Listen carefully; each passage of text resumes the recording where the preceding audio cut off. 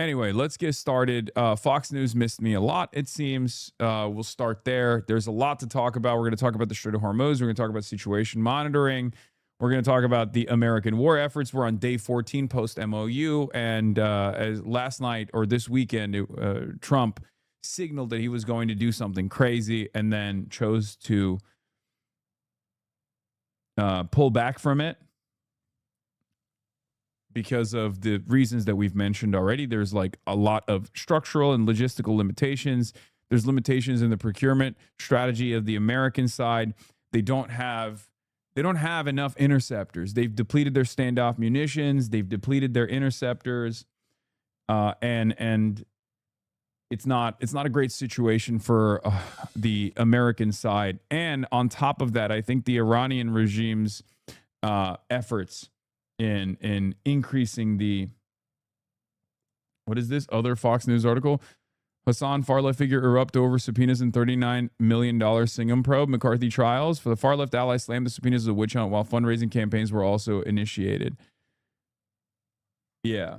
It's kind of funny that they're trying to tie me to Roy Singham so hard. Like, I have no connection to this man. Not that it matters, because it's still, as a commentator, as an analyst, as a leftist, as a socialist, yeah, of course, I'm very frustrated by the federal government engaging in this like fascist witch hunt, regardless of my lack of direct relationship or involvement with Roy Singham. You finally got subpoenaed? No, I did not get subpoenaed, chatter. You both wear glasses. It's true. We both do wear glasses. Anyway, we'll get to all of that and more. There's a Netanyahu forceful rebuke and more. But first, let's start here. Deserve 9/11, dude.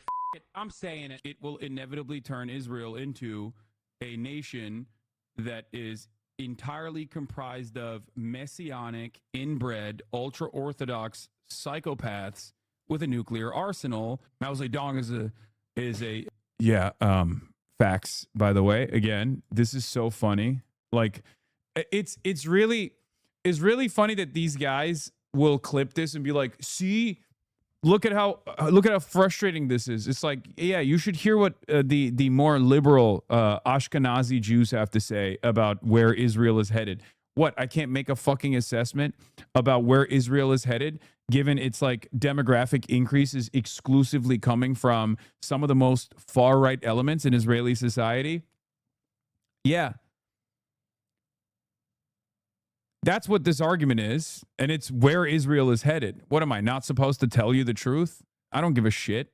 Does this fake outrage even work? No, it doesn't. It's just like, it's unbelievably silly. Like, what I'm referencing is that Israel is inevitably going to turn into a country run exclusively by Itamar Ben-Gvir's and Bezalel Smotrich's, right?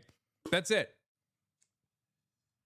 Which is exactly what's going on. And that's a real concern, even in Israeli society broadly.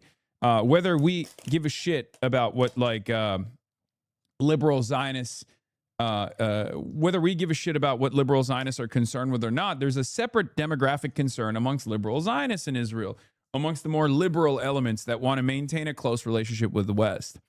And that is the fear that they're being outbred. There's two different demographic concerns in Israel, broadly speaking. One is the non-Jew population, the non-Jewish population potentially outbreeding the Jewish population, which is not that big of a concern for Israeli society broadly, because the Orthodox population, the ultra-Orthodox population are actually keeping the Israeli demographic concerns at bay because they oftentimes will have a lot of children, right? But this presents a unique demographic concern for some of the more liberal elements in Israeli society, because a lot of these guys are very right-wing. Okay? That's it. So while Israel has taken the initiative to ensure, and this is eugenics for the most part, let's be real, but while Israel has taken the initiative to try to stave off some of these demographic concerns coming from the Arab population, the other side of the story is something that they haven't been able to deal with at all, which is that the Israeli demographic replacement is not actually coming from the non-Jews that live in Israel or live outside of Israel but have a right to return technically, but it's actually coming from the replacement coming from West Bank settlers for the most part, ultra-Orthodox and Orthodox Jewish sects that tend to be far more right-wing. Now, there's obviously no monolithic understanding of any religious entity in this country or in all countries. So obviously there's some ultra-Orthodox that are, anti-Zionist as well. But ultimately, these are more fundamentalist sects of this same religion. And, they are going to be the only generation, like the next generation is going to be entirely comprised or overwhelmingly comprised of more far-right elements in Israeli society. We've already seen the Israeli politics change as a consequence of this. When you look at the when you look at the youth vote in Israel, the youth vote is actually further to the right than the elderly vote. It's unlike anything else. It's unlike any other country. If you look at the youth vote in Israel, the youth actually vote overwhelmingly in favor of Itamar Ben-Gvir over Bezalel Smotrich, for example. There's this distinction between the two because they think Bezalel Smotrich is not radical enough. Isn't that crazy?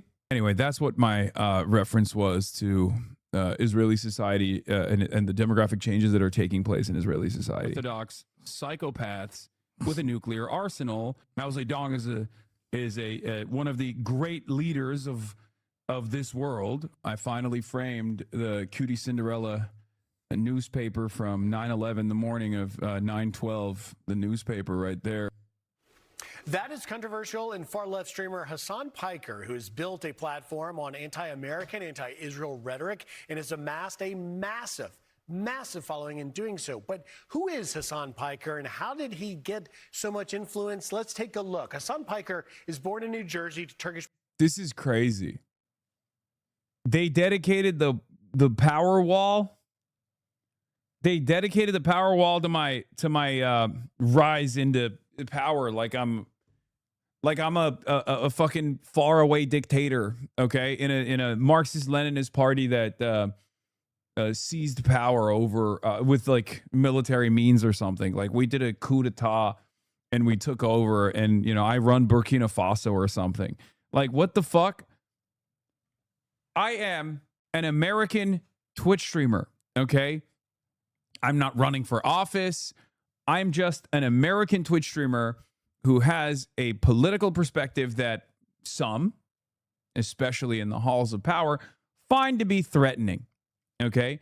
And it's understandable that they consider it to be threatening because they're not exactly up to share any of that power, any of those resources. They want to continue to consolidate, okay?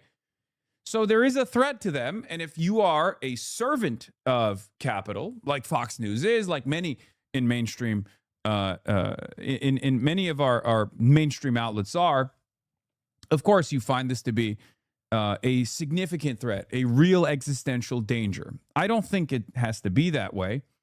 But if you're wondering why this is happening, if you're wondering why Fox News is covering me like this while I'm gone, oh, there's a reason for it. It's because their bosses and their bosses' bosses, I guess, find the level of influence that I have in American politics to be an ever-present danger to their, profit margins, of course. But it is very funny. Parents, but raised in Istanbul. He has family ties. You'll recognize this guy. He entered political media as the Young Turks co-founder's nephew. That's Cenk Uygur, who you remember very much following in the footsteps. Uygur. Hassan Piker starts building an online empire, turning his daily stream that everybody from Ro Khanna to Abdul El-Sayed wants to be on, AOC, and he turned these live streams into an audience of 10 million followers. Part of why he is so front and center as a voice of young Democrats. His political access with major progressive stars appear on his show. They're literally like, it's like Joe Rogan trying to get on his show if you are a far left progressive Democrat. His radical record, though, cannot be denied. He's called religious Jews inbred, defended Hamas, continues to do that, and apologized after saying that America deserved 9/11. In the latest firestorm, addressed college Democrats in a Mao-style suit. Look at that. And it's interesting, guys. How was that? He went from implying that I appreciated 9/11 to, and he wore a suit, and it's fucked up. What a high note to end it on, man. Because just think the list of pro-America conservative speakers that have been booted from college campuses across the country is too long to list. It would take a half an hour to lay them out. And yet here, college Democrats want this highly controversial, anti-American, anti-Semitic person to address them. Well, so how did Hassan Piker become a leading voice for young liberals? Well, our next guest is a young Democrat. That's what Katie who's calling on his generation for platforming Piker. He says that it is reprehensible. He's also the president of Young Democrats of Massachusetts. Jack Perenick joins. There's something really funny about this because I have no idea who this guy is, and I assume this guy is not even like part of the College Democrats of America. This is like an entirely separate group, right? I don't know who this guy is, but it is very funny that he's just like going on fascist news, going on the reactionary MAGA propaganda apparatus to disavow his left flank. Okay. I mean, sure. He's a DGG guy. Awesome. Great. Who cares? You guys have to understand something. Okay, Young Democrats of America is different than the College Democrats of America, first of all. Young Democrats are part of the DNC. They're funded by the Democratic Party. So is the College Democrats, even though they're not very well funded by the DNC. But what you have to remember, it doesn't even matter that this guy is a orbiter of a sex pest or anything like that. I don't even give a shit about the DGG sex pestiny affiliations. What he's doing here is going on Fox News as the face of a young Democratic Party organization, a part of the DNC apparatus, to attack their left flank. You're never supposed to do this, okay? You're not supposed to do this. You should, under no circumstances, find yourself, especially if you feel like you want to have a future in the Democratic Party or if you want to have a future in any kind of opposition party, you should never genuflect to MAGA. You should never cede on their framing, your opposition's framing in general. You should never turn around and collaborate with them. You should not do that at all. As a matter of fact, one of the few people that does this consistently is John Fetterman. You don't want to be in the ranks with John Fetterman, especially if you feel like you have a future in the Democratic Party. Okay? Now, Jack, welcome to the show. So you say that young Democrats should be careful about, as you call it, platforming Hassan Piker, inviting him to universities. Why do you say that? Or should we have more open discussion and on both sides? Or you're saying he shouldn't be allowed on campus? Well, I totally believe in going places where you have to talk to people that don't necessarily think the way that you do. That's why I'm here on Fox News this morning. But I think the most important thing to understand about Hassan Piker is that he is someone who is just totally reprehensible. But he does have this large following. And I think one of the most important things that Democrats can do, go out there, talk to his followers, talk to the people who are disaffected with both parties and are listening to him. But platforming him, I think, was something that was almost immediately met with severe backlash. Why do you think he's popular, Jack? There's a lot of people right now who don't feel comfortable embracing either party establishment, and we see that on the left and the right. I think Hassan Piker sounds a lot more like radical figures on the right, like Nick Fuentes, than he does like a lot of Democrats. And I think he said it best himself. He came to this convention to speak and used half of his time defending why almost everyone hates him, and the other half of his time. This doesn't make sense.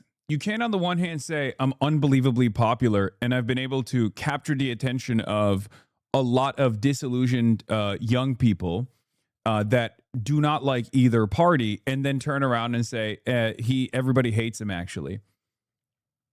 Like, which is it? Do I hold the levers of power? Am I this unfathomably popular person, or am I a guy that everybody hates?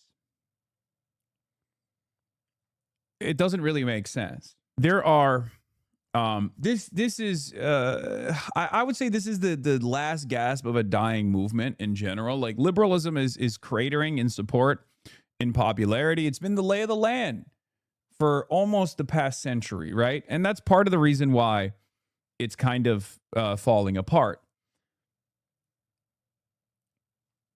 The reason why it's kind of falling apart is because people understandably attribute all of the current struggles that they're experiencing back to liberalism, because liberalism has been the monoculture. Liberal capitalism has also been the only game in town. So even if people don't have the political education to fully comprehend that they might personally not be liberals, they might be something a little bit more radical, quote unquote radical or whatever, it doesn't really matter. They just look at it and they go, this is the establishment. The establishment has not delivered for me. May have even voted for an anti-establishment candidate in the form of Donald Trump to break this duopoly with the false assumption that Donald Trump was going to be different. And my point always has been that there is a collaborative effort in certain instances between some in the establishment on the Democratic Party and the establishment on the Republican Party. This is proof in the pudding. This basically proves the argument. When you go on Fox News to attack your left flank and say, oh, his politics are odious, he's very popular, but also very, very unpopular at the same time, and we should listen to him, we should talk to his audience, but we shouldn't actually platform him, you're not making a coherent through line. You don't have a coherent through line in your ideology. It's just simply attack the left flank, and you will go to unbelievable lengths to do so, including directly collaborating with the fascist, reactionary, MAGA, Trump news outlet. You are now going on the same news outlet that defends the Epstein class. You're going on the same news outlet that defends robbing people of their health care, that defends going to war, endless wars. All of a sudden, you find yourself aligned with some truly toxic, truly odious people and some really reactionary politics. And that's the issue, right? That's the issue. The question is very simple. Do you think I am a bigger threat to American politics than the entire MAGA machine? Because now you're going to the belly of the beast.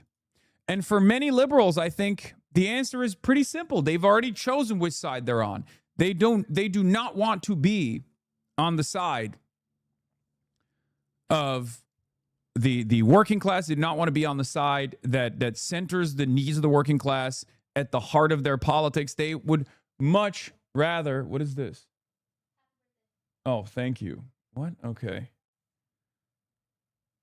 They would much rather side with the fascists than they would with their left flank. And part of the reason why, this is part of the reason why the Democrats have been objectively unpopular, right? Like, in many respects, those to our left that routinely criticize us, and tell us that we are actually rehabilitating the liberal Zionist genocidal Democratic Party's image, there is a little bit of truth in that criticism. Okay, not entirely correct, obviously, because like, what kind of Democrats are you electing is the real question here. Who are you electing? Are you using the Democratic Party as a platform to reach a broader consensus, reach a broader audience, reach the masses with your politics, or are you actually rehabilitating the Democratic Party is the real question. Now, aside from that, though, the criticism is somewhat not unfounded, partially because there is an element of breathing life back into the Democratic Party through these grassroots movements that we have been able to build. Not only are we establishing a base, not only are we establishing a machine, but we're also, associating these popular politics with the Democratic Party, even if the Democratic Party fights back tooth and nail.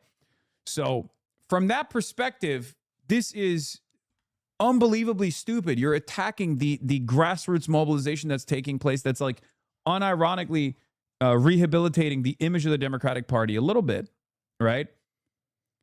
The association with democratic socialism for Democrats is not a negative one. It's actually a positive one for the broader national party. Okay? Anyway, I got to pee. I'm attacking the Democratic Party. And I think that that's, the kind of speech that isn't helpful to the Democrats, but it is helpful to get an even larger number of people disaffected. But I think that the desire to go out and reach out to the people who are listening to him right now is a good one. And the college Dems, if they continue that approach of talking to people who are very skeptical of the Democratic Party, are on a good path to regain more supporters. Well, Jack, first of all, we are grateful to you for coming on and talking about this, and we appreciate your willingness to engage. It's a very important part of our country. And I get what you're saying about how there are a lot of people in the world who feel disaffected. But this guy talks about very specific things. What is it that from, a lot of young people, obviously, what is it that draws people to the specific things that Hasan Piker talks about that we all find so repellent? Yeah, I think so many people have lost faith in the ability of the American political system to effect change that his calls for a revolution become appealing because people feel that that's the only way. And I think that this goes to the need for Democrats to really show that they're delivering. But I think, Hasan in particular, part of the reason why he's just such an awful speaker and a messenger for this voice, particularly for college Democrats, one of the things I heard a lot about there was his objection to, this is someone who thinks date rape on college campuses is hilarious and something to be joked about. And it was a message that, particularly to young people, it was really helpful to so many of the people who didn't know who he was before. Oh, he's this makes sense as to why he's a fucking sex pest in the orbiter. That's not true, obviously. No, he is using my criticisms of Liberty University, which Fox News has defended over and over again, saying, yeah, this is a sex pestiny mutant talking point. One of those talking points that mutates into something totally ridiculous. Liberty University did an anti-Title 10, created an anti-Title 10 college campus. And my criticism of that turned into Hasan Piker wants white, rich college girls to be date raped. Bullshit. It's completely fucking made up. It is completely made up. Or Title 9. Sorry, not Title 10. I apologize. Title 9. That's what it is. It was my criticism of a college campus that was expressly designed around not allowing Title IX, not allowing any sort of like date rape or rape investigations to take place on college campus, to basically cordon off all the rapists that are self-selecting and self-identifying to go there. I wonder if that space even stops and thinks about why they can only get their slander on Fox News. No, I don't think they care. I don't think they care about it. I think they are actively collaborating with the fascists to clean up their left flank. Like, this person's entire purpose here, stop sending me videos about Israeli tourists being evil. Okay, I'm not going to watch that right now. Steve's for real. Please, just take a day off, okay? I just got back. There's a million things that I'm going to cover. I'm not going to look at that right now. Yeah, no, this is cut a liberal and a fascist bleeds in real life, okay? This is what's going on. This is precisely what's taking place. For these guys, they only care about destroying their left flank, and they will go to any lengths they can. They will collaborate with the fascist administration, as they are doing here, okay, with the hopes that the Trump movement only focuses their animosity, their enmity, and their ridiculous legal pursuits that are objectively illegal when they prosecute political dissidents to communists, socialists, anarchists, to these guys' left flank. They don't realize that this actually will inevitably turn on them as well. This machine historically has turned on the liberals that have collaborated and cooperated with the fascists, and it will once again, but they're too stupid and they're too short-sighted, or perhaps they're just straightforwardly fascist and will become loud and proud advocates of the fascist movement, and they won't remain Democrats once that turn takes place. Okay? Seeing him come out dressed as Mao was really helpful to a lot of people to know that this was not someone serious that was there to talk. And it was, you know, people streamed out of the room. You can't see it in that shot there, but the people streamed out of the room so much so they had to close the doors to the auditorium. Yeah, he's just making shit up, which is so crazy. Like, none of this happened. None of the things that he's saying that I have said are real. None of the things that happened in that room. Like, I got a fucking standing ovation you can see in the shot. But this is make-believe. Okay? Yeah, everyone that was off camera was actually in agreement with me. They were really frustrated about the way Hassan was talking about the Democratic Party. But yeah. Yeah, they did show the crowd. It's on the stream. Not that it matters. Why? Because, again, I am criticizing the form here, okay? I'm criticizing the function, and I'm criticizing the form. I'm criticizing the medium that this person is choosing to lean into, okay? Because it's fucking unbelievable. It's unbelievable and utterly unacceptable that someone who chooses to associate themselves with the youth wing of the Democratic Party would actively go on Fox News to criticize another youth wing of the Democratic Party and to criticize a person to their left flank. Okay? It's completely unacceptable. Stop the mass departure. Four whole state delegations walked out in their entirety. And it was funny that, you know, congressional candidates in our plus 30 districts got 10 times the applause that he did because people kind of know that he's a hackster, not to be taken seriously. But does that matter? The fact that he is a fraud, does that matter if you've got millions of people who are listening to him and following him? Yeah, I mean, absolutely. You have to go out and talk to the people who think that, you know, right now there is no hope in the Democratic Party, so they're looking for figures like Piker. Yeah. What's really interesting about this is, like, are you going to present that hope? Is the hope for New Democrats charting a new path forward going to be doing the exact same thing that, you know, Hillary Rodham Clinton did, doing the exact same thing that the establishment has done over and over again to varying degrees of failure? Do you see what I mean? Like, you don't have a vision in the affirmative. So much so that you are choosing to collaborate with fascists. Okay? You're choosing to go on the fascist platform to rail against your left flank. What is your vision? What is your vision for a better future? How are you going to chart a vision in the affirmative for a better path forward that will get people excited, that will get people off their asses and go out and vote, go out and actually push the Democratic Party? What's the vision? Better things are not possible? Would you ever critique moderate Dems? Of course, I critique moderate Dems all the time. But my criticisms of moderate Dems and the right wing of the party is the same exact criticisms that I have for the Republican Party. It's not about the aesthetics. It's not about the fact that I said on Fox News, oh, if I ever went on Fox News, I would have a lot more to say about Fox News, even if I were to actually critique the moderate wing of the party. I would not agree with the Fox News criticisms of the Democratic Party broadly because it's inappropriate, because it's not true. As much as I have, and I would love to go on fucking Fox News, they just won't have me on. They would much rather have people like this on.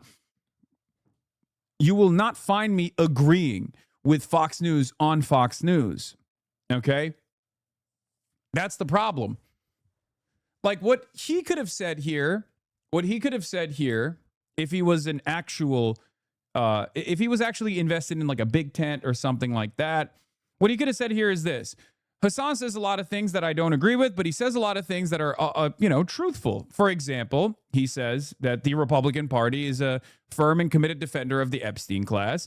And this is exactly the kind of odious politics that Fox News actually defends vociferously.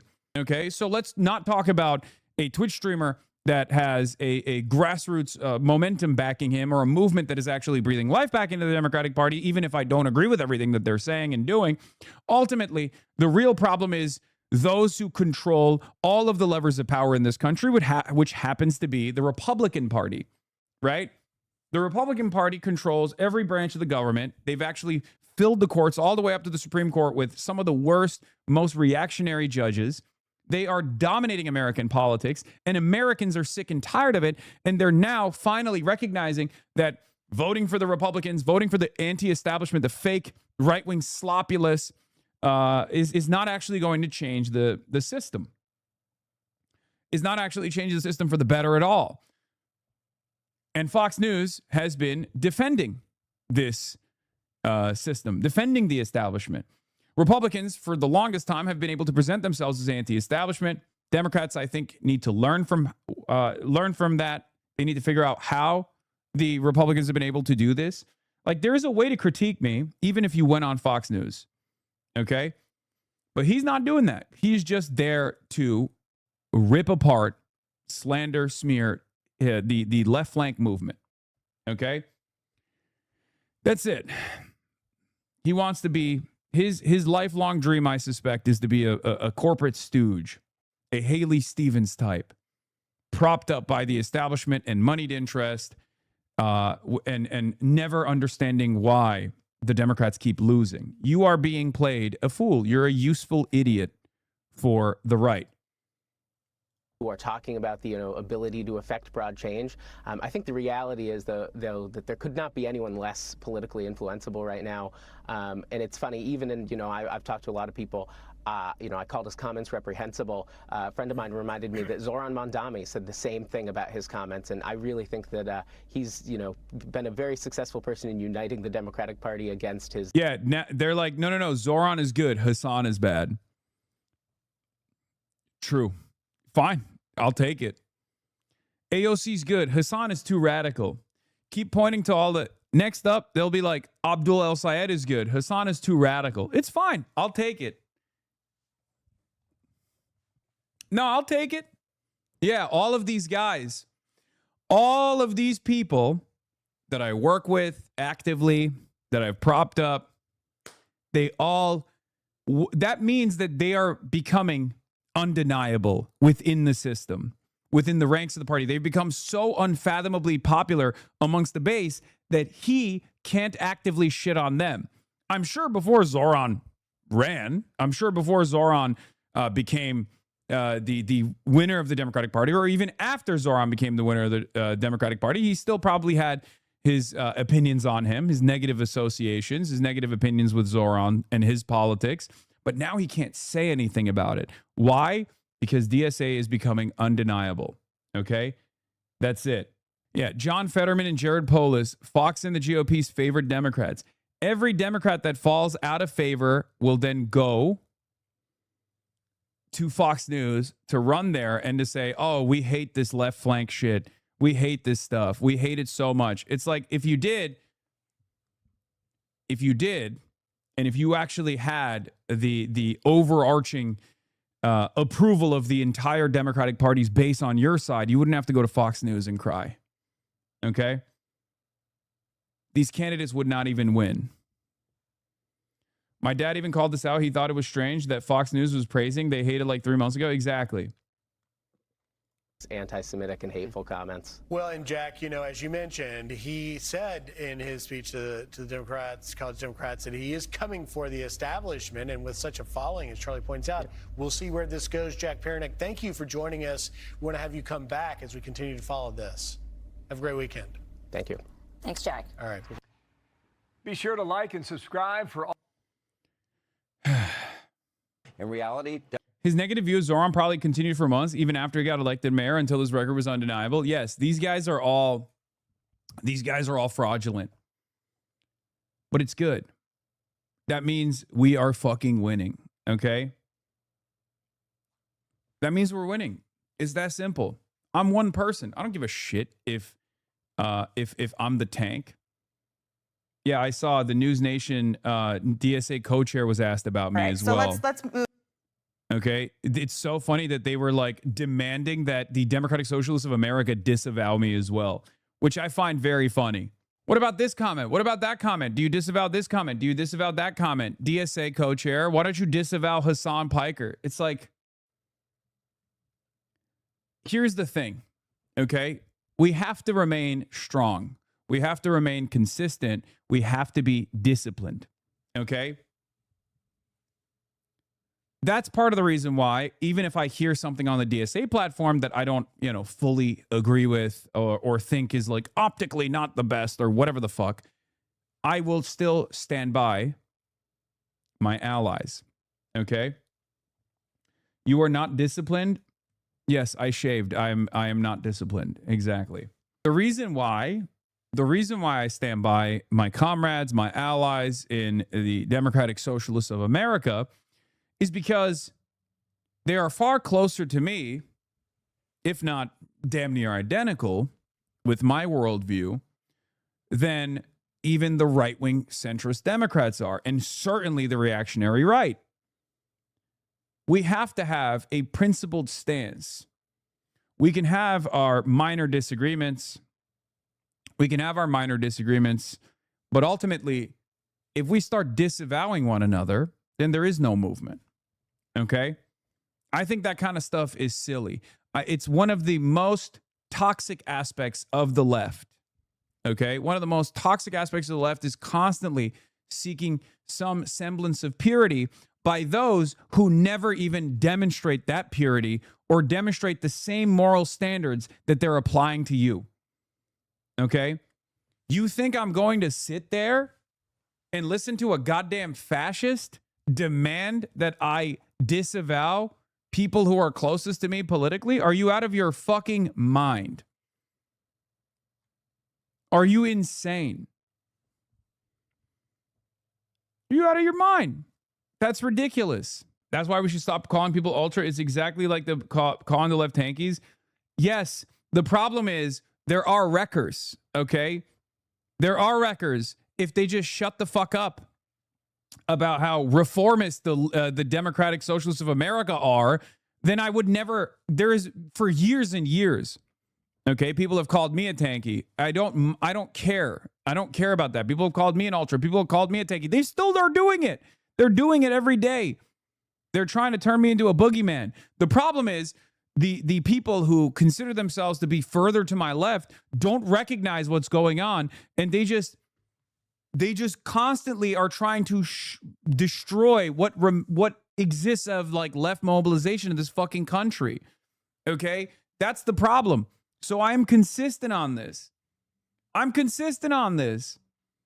There are those Law wrecking the DNC. Yes, dude, the DNC. That's what we're doing here. This is what I mean. This is what I'm talking about, okay? Come on, man. The DSA left is not trying to destroy the left. What? No, I'm not fucking criticizing the DSA left at all. What I'm talking about are people who, instead of, like the other guy, that wasn't the DSA left that I just banned, okay? What I just banned in that situation is someone behaving like a fucking wrecker. When DSA itself has the entire federal apparatus constantly surveilling everything that they do, when I have the State Department actively calling me out, and there are people who still come in here and they go, no, you're actually not a true revolutionary. Fuck you. You're actually fake and phony. Focus your sights. Train your sights on the fascists. What the fuck are you doing? Immediately choosing to attack your closest fucking friends, your closest ideological allies in this moment where the fascist government is actively trying to basically throw every single political dissident into concentration camps is unbelievably annoying. It's friendly fire. Of course I'm going to yell about that. I just gave you an example of people to my right within the DSA right that I do not oppose or criticize publicly, even if I have my disagreements with them. And the same goes for people on my left as well, people to my left flank, the Maoist third worldists and whatnot. The only time I ever apply criticism is when they, whether they be to my right or to my left, are coming after a broad anti-fascist coalition. That is what they are wrecking. Do you understand? It is those who are deeply unserious and do not recognize the necessity for as broad of a movement as possible that will oppose fascism in this country that is growing, that I criticize no matter who they are. I mean, look, I just criticized a liberal Democrat who's actively coming after the entirety of the left flank. They don't make any distinction between you or I. Neither does the Republican Party. And the Republican Party doesn't even make a distinction between liberals and people on our side. Okay? It's that simple.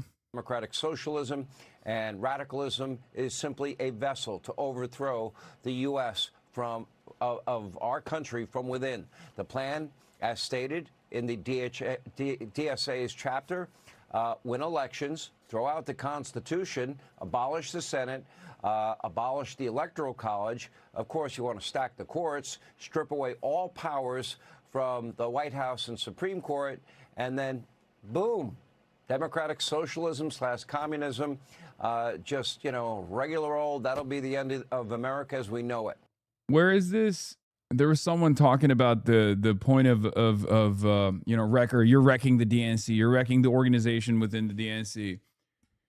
If you don't understand what we're trying to do here, and if you can't even comprehend why the Republicans are losing their goddamn minds over this, and why the center of power in the right wing of the Democratic Party is losing their goddamn minds, and they're cooperating with the fucking fascist right in this country, that's not our fault, okay?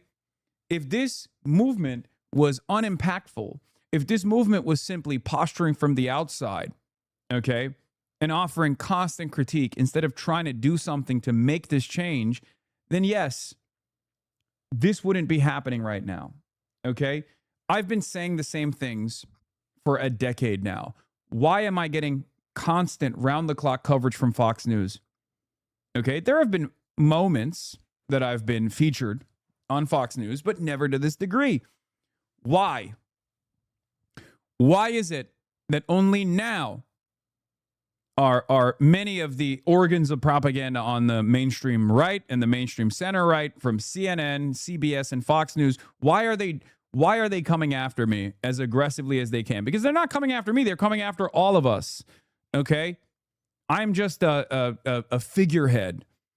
Even if I don't choose that moniker myself, even if I disavow that, it doesn't matter.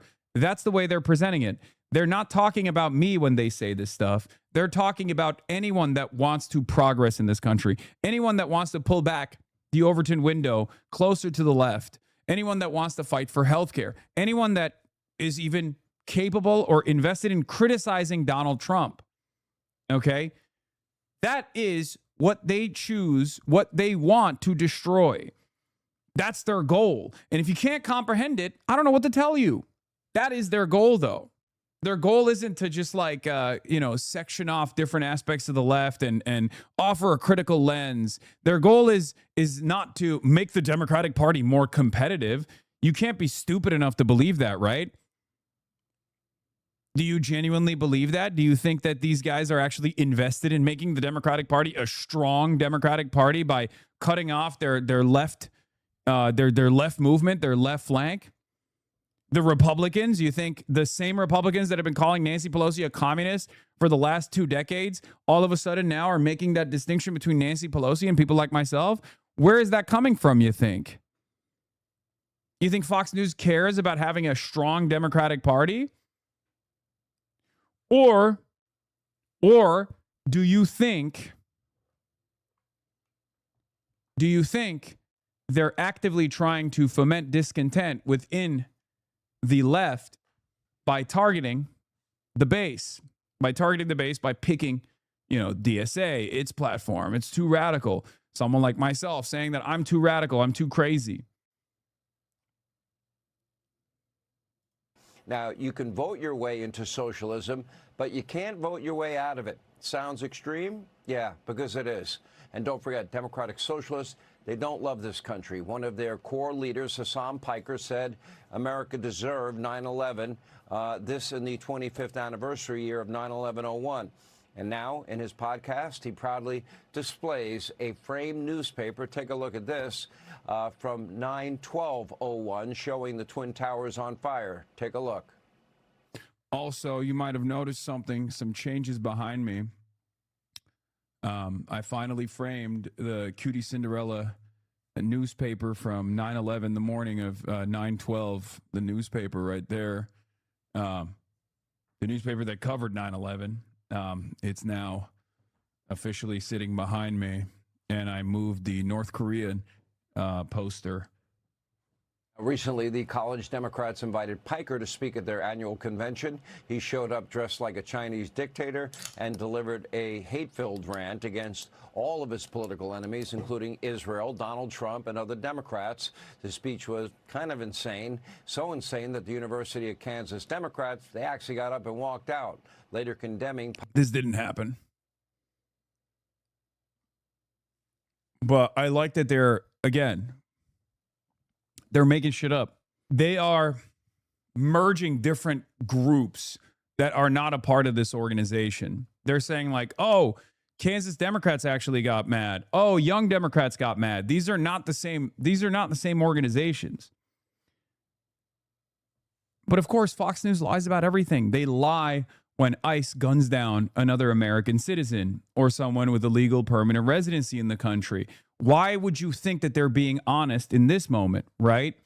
They lie about everything. So the question I have for like the dummies that still refuse to comprehend what's going on, they lie about everything. Why would they be truthful about this?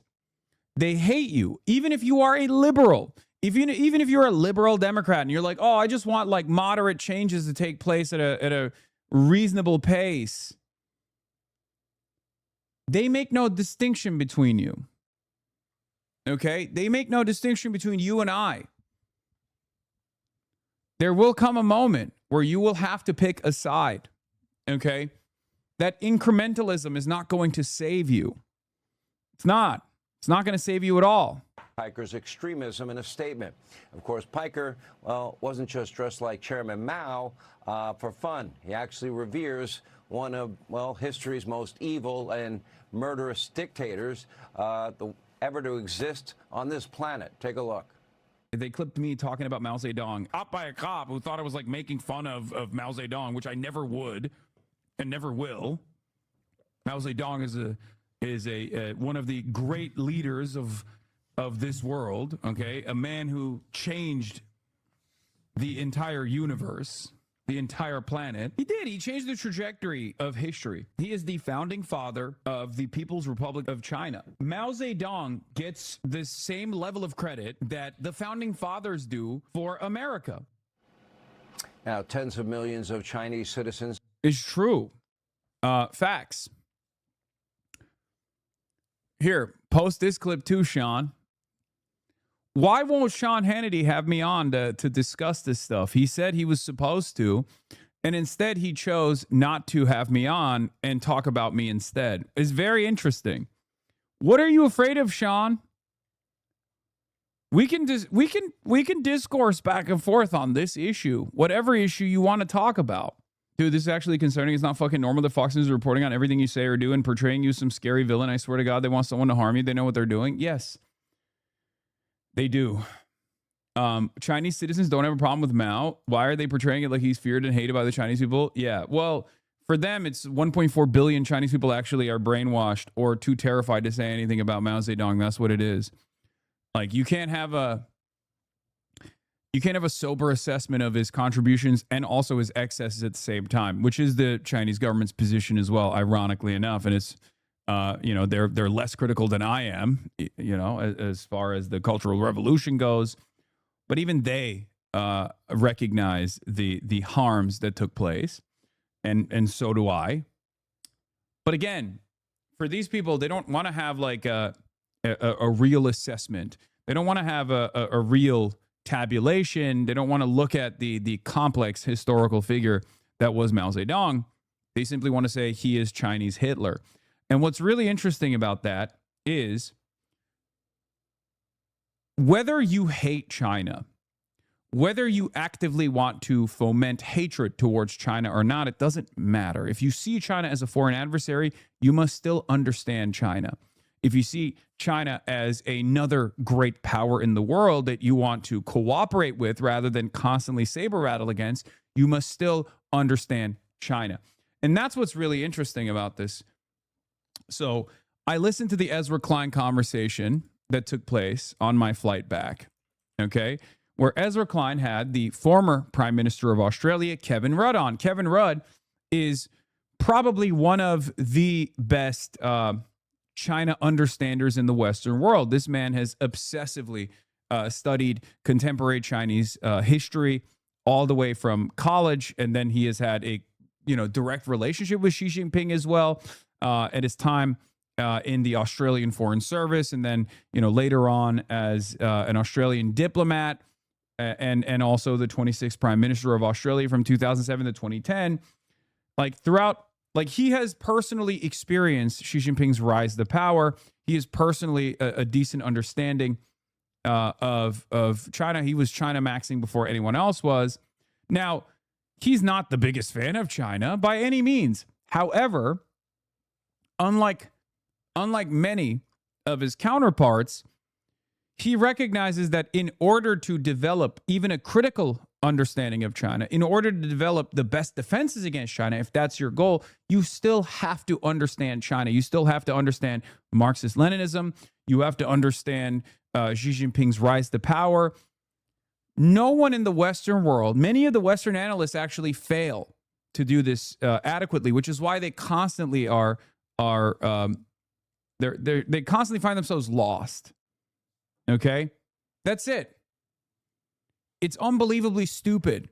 It's in a way, it's no different than what the right wing was saying about Mark Milley. When Mark Milley came out and was like, of course I've read Mao Zedong. Of course I've read, formative Marxist literature. And we continue to teach that to our officers. We continue to teach that to people who end up becoming generals. The reason for why we do that is because we must understand the enemy. We must study the enemy if we choose to understand it, if we choose to fight back effectively. Okay? So my argument here in this circumstance, regardless of my difference in opinion with the likes of Kevin Rudd, right, who is arguably no fan of China, my argument for those who just simply go, oh, dude, you're a fucking silly radical, shut the fuck up. My argument always is, no, you have to read. You have to understand. Even if you hate China, you still have to understand China. Otherwise, you're going to be like, how did they become this behemoth? How did they become this superpower over the course of 3 decades? How did that happen? You'll get lost. And I don't understand why. I have studied fascists as well. Doesn't mean I like fascism, but I have to understand it. I have to understand where these guys are coming from. That's the reason why I watch Fox News as well. I'm a student of the right as well. And the reason for why I do this is because I need to understand how they galvanize the base, how they organize, what issues they organize around.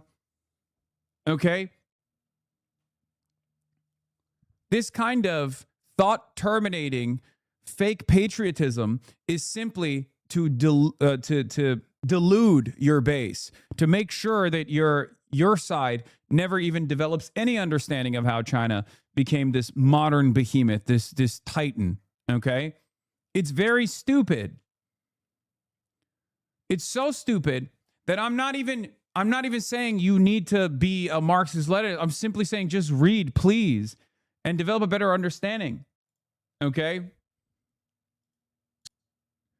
And ironically enough, this interview was pretty solid. I mean, all the way up until the end. Like, there's a lot of there's fear mongering at the end of the conversation, of course, but I will stand by this. Kevin Rudd, unlike any other Western analyst, which is again low bar to clear, Kevin Rudd understands China. Okay, he disagrees, and he has plenty of critique, some valid, some I think exaggerated, but he absolutely understands and takes seriously the way that the People's Republic of China formed. He talked extensively about dialectics, dialectical materialism, historical materialism. He talked about Xi's rise to power. He talks about Marxist-Leninism. He talks about Leninism in general. He talks about the direction that Xi Jinping took the PRC, took the Communist Party of China, which is, again, there have been transformations with each formation. And Xi Jinping has done a lot in the direction of he completely misrepresented Marxist-Leninism in that podcast. I think in comparison to the average person's understanding, it was crude, it was reductive, but it was absolutely far better than the average Westerner. I am, again, grading Kevin Rudd on a fucking curve, okay? In comparison to the way that most Western analysts frame China, the very notion that he recognizes that these guys are committed Leninists, committed Marxist-Leninists, is automatically going to place you far above the rest. Okay? I think ultimately his critique of China stems from his liberal worldview. He was much better on China when he was in government. I think he's pandering for clout nowadays. I mean, ultimately, my point wasn't about, he's great on China or I agree with him. My point was that he, at the very least, is a person whom I disagree with, who still has done the fucking reading. If you are a Western analyst, if you are a Western politician, and you openly say, look, we must not underestimate China, and that they are committed to their understanding, their own interpretation of where China is on their socialist development, but they are still nevertheless committed to developing socialism, okay? You are far above almost every other Western analyst, because Western analysts look at this and they go, China is capitalist. China doesn't care about anything other than just like, being... other than the CCP controlling the government, and, they harass everyone endlessly. They fucking destroy and kill political dissidents. There's mass surveillance, all this stuff, which Kevin Rudd also points to, right? Ultimately, he still understands China far better than the average Westerner does. I'll give you a more contemporary example of this, even though the Chinese one is obviously still very relevant because it's our major adversary, right? Our major adversary as the great power, this behemoth that's like destroying the world from the assessment of Western analysts. It's Iran.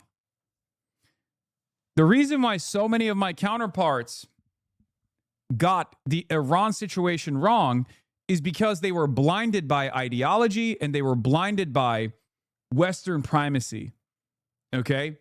They had a bias. They could not fathom that a middle power could potentially effectively control the Strait of Hormuz, use the geographical limitations of the Strait of Hormuz, which is only 21 miles wide, to their advantage with a relatively low-cost strategy of just drone striking commercial vessels. The reason why we got that wrong, or the reason why we got that right here, is because I understand and take seriously the things that foreign adversaries say. Okay? A year ago, Iran would not have been considered a possible global superpower. It's not a global superpower still, okay? But it's very clear that it can project power beyond its immediate borders, or rather, they are capable of projecting power right next to their borders, which happens to be one of the most important geographical locations for the global energy trade. My point is, if you underestimate Iran, you find yourself confused 200 days in, where you think to yourself, how the fuck did this happen? Why can America not militarily destroy Iran? Why can't the United States of America force Iran to heal? It's because we underestimated the Iranian capabilities. Okay? You could fill a book with pro-war pundits who were embarrassingly wrong about almost every aspect of the Iran war and led Trump and the U.S. into disaster. Here's a thread of just some of the worst offenders and the utter tripe they want you to forget that they were peddling. Max Abrams.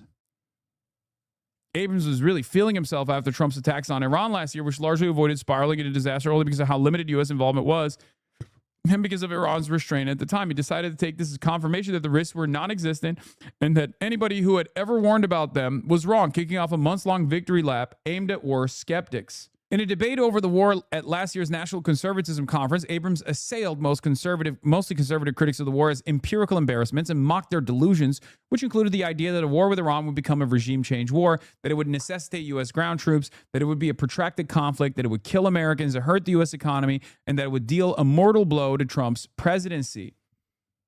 That was wrong. That was laughably wrong. By April, Abrams was arguing that the United States has enhanced its military capability through this war, continuing the nonsense that there was some benefit to the United States of America here, when everyone that was reasonable, everyone that was conducting sober analysis, including people who were previously American exceptionalists that may have demanded this kind of dangerous military escalation, had recognized, like the Atlantic Council, Danny Citrinowicz at the Atlantic Council, a NATO Atlanticist in every way, shape, and form. Someone who is not aligned with me at all in the way that they see the world. Okay? They were early in recognizing how big of a disaster this was becoming for American dominance around the world, for American force projection capabilities. Okay? Some recognized it early on. There are those who did not. Part of that was because they were ideologically invested in advancing the Greater Israel Project. Some of them were too ideologically invested in the idea that American military dominance is absolute, okay? And that a country like Iran would never be able to push back. A country like Iran would never be able to fight back. This is what happens when you underestimate your enemy. This is what happens when you underestimate your foreign adversaries. Many of these guys on the Republican side, and maybe even some on the liberal side who are collaborating with them, will turn around and say, Hassan, you're pro-Iran, you're pro-China, you love China more than you love America, you love Iran more than America. I live in the United States of America. I am an American, okay? My point always has been there are things that we can learn from these supposed foreign adversaries, and that we should always give peace a chance. That's my attitude on this, okay? So you could turn around and say, oh, you're posturing, you're actually fake, you're phony, you're IRGC defender all day, every day. None of that matters, okay? What matters is we were right and these guys were wrong. So one must understand why we were right and they were wrong. That's it. Do you want to keep being wrong over and over again until your force projection capabilities diminish even further? Or do you want to get back to the drawing board and maybe restrain yourselves?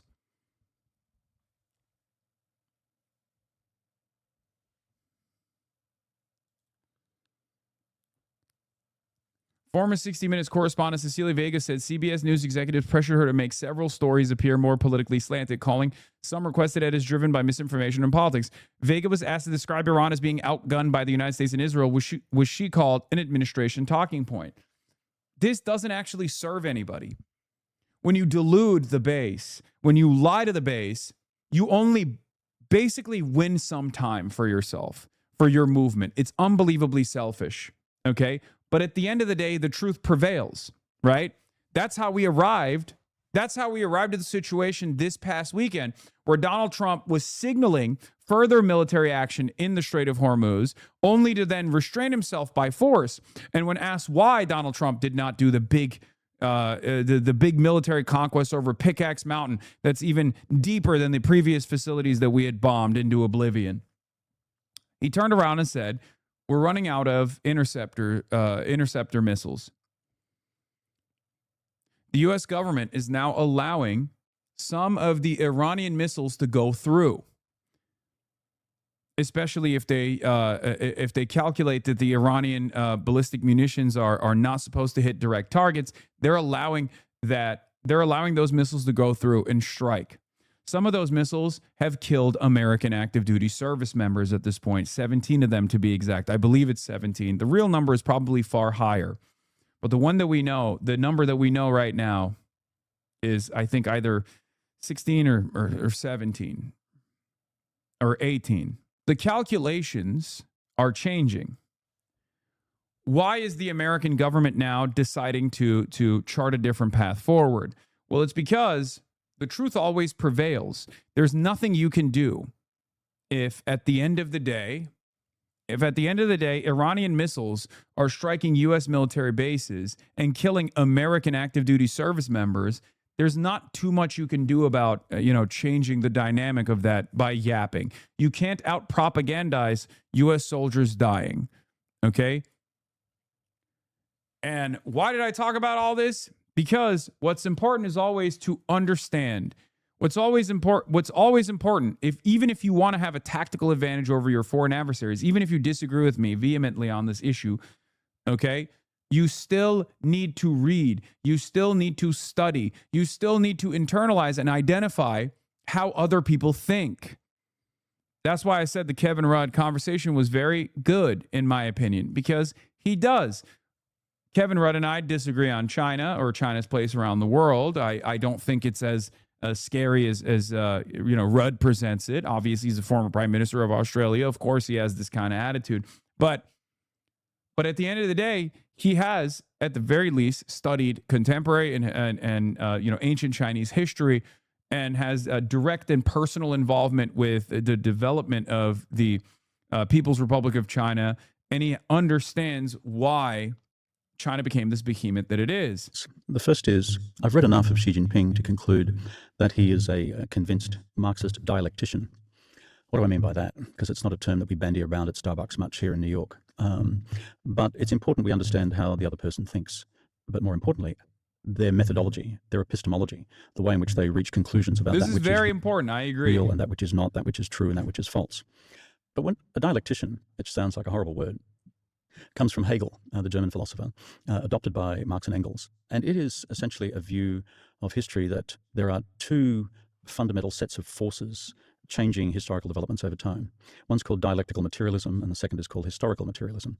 So what the hell is that?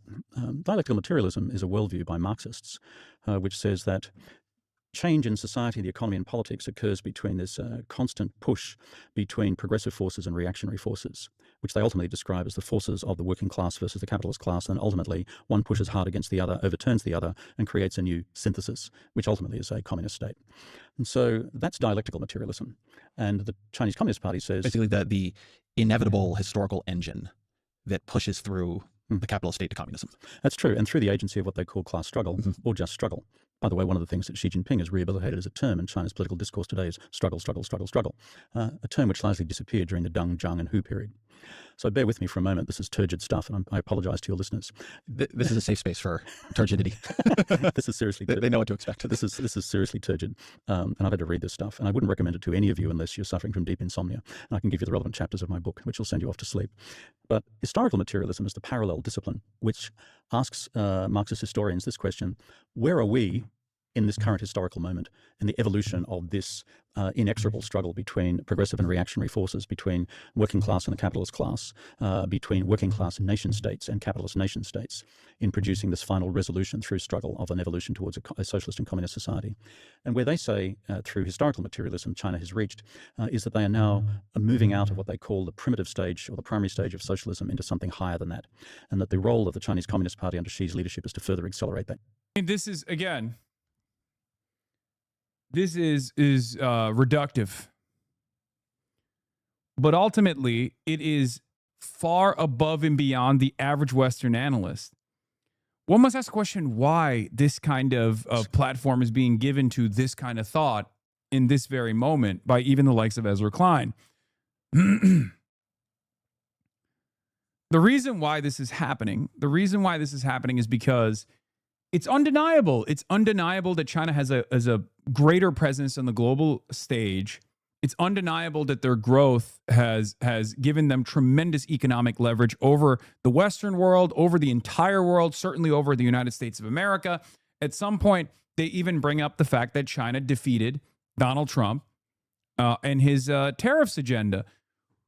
Out of every Western analyst you listen to, I was probably one of the very few people that told you exactly what was going to happen with Liberation Day tariffs, at least with our relationship with China. There is a reason why I, a person that they call a radical, a person that they call silly and stupid, got that right. It's not because I have unbelievable foresight. It's because I'm intellectually curious and also honest. Okay? That's it. If you were in here when Liberation Day was happening, what did I tell you?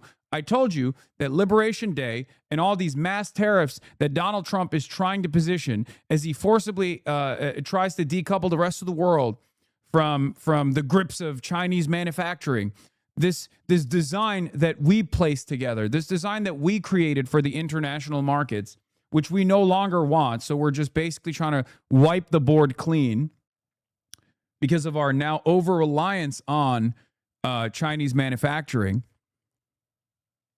was not going to work. It was not going to work in the short term.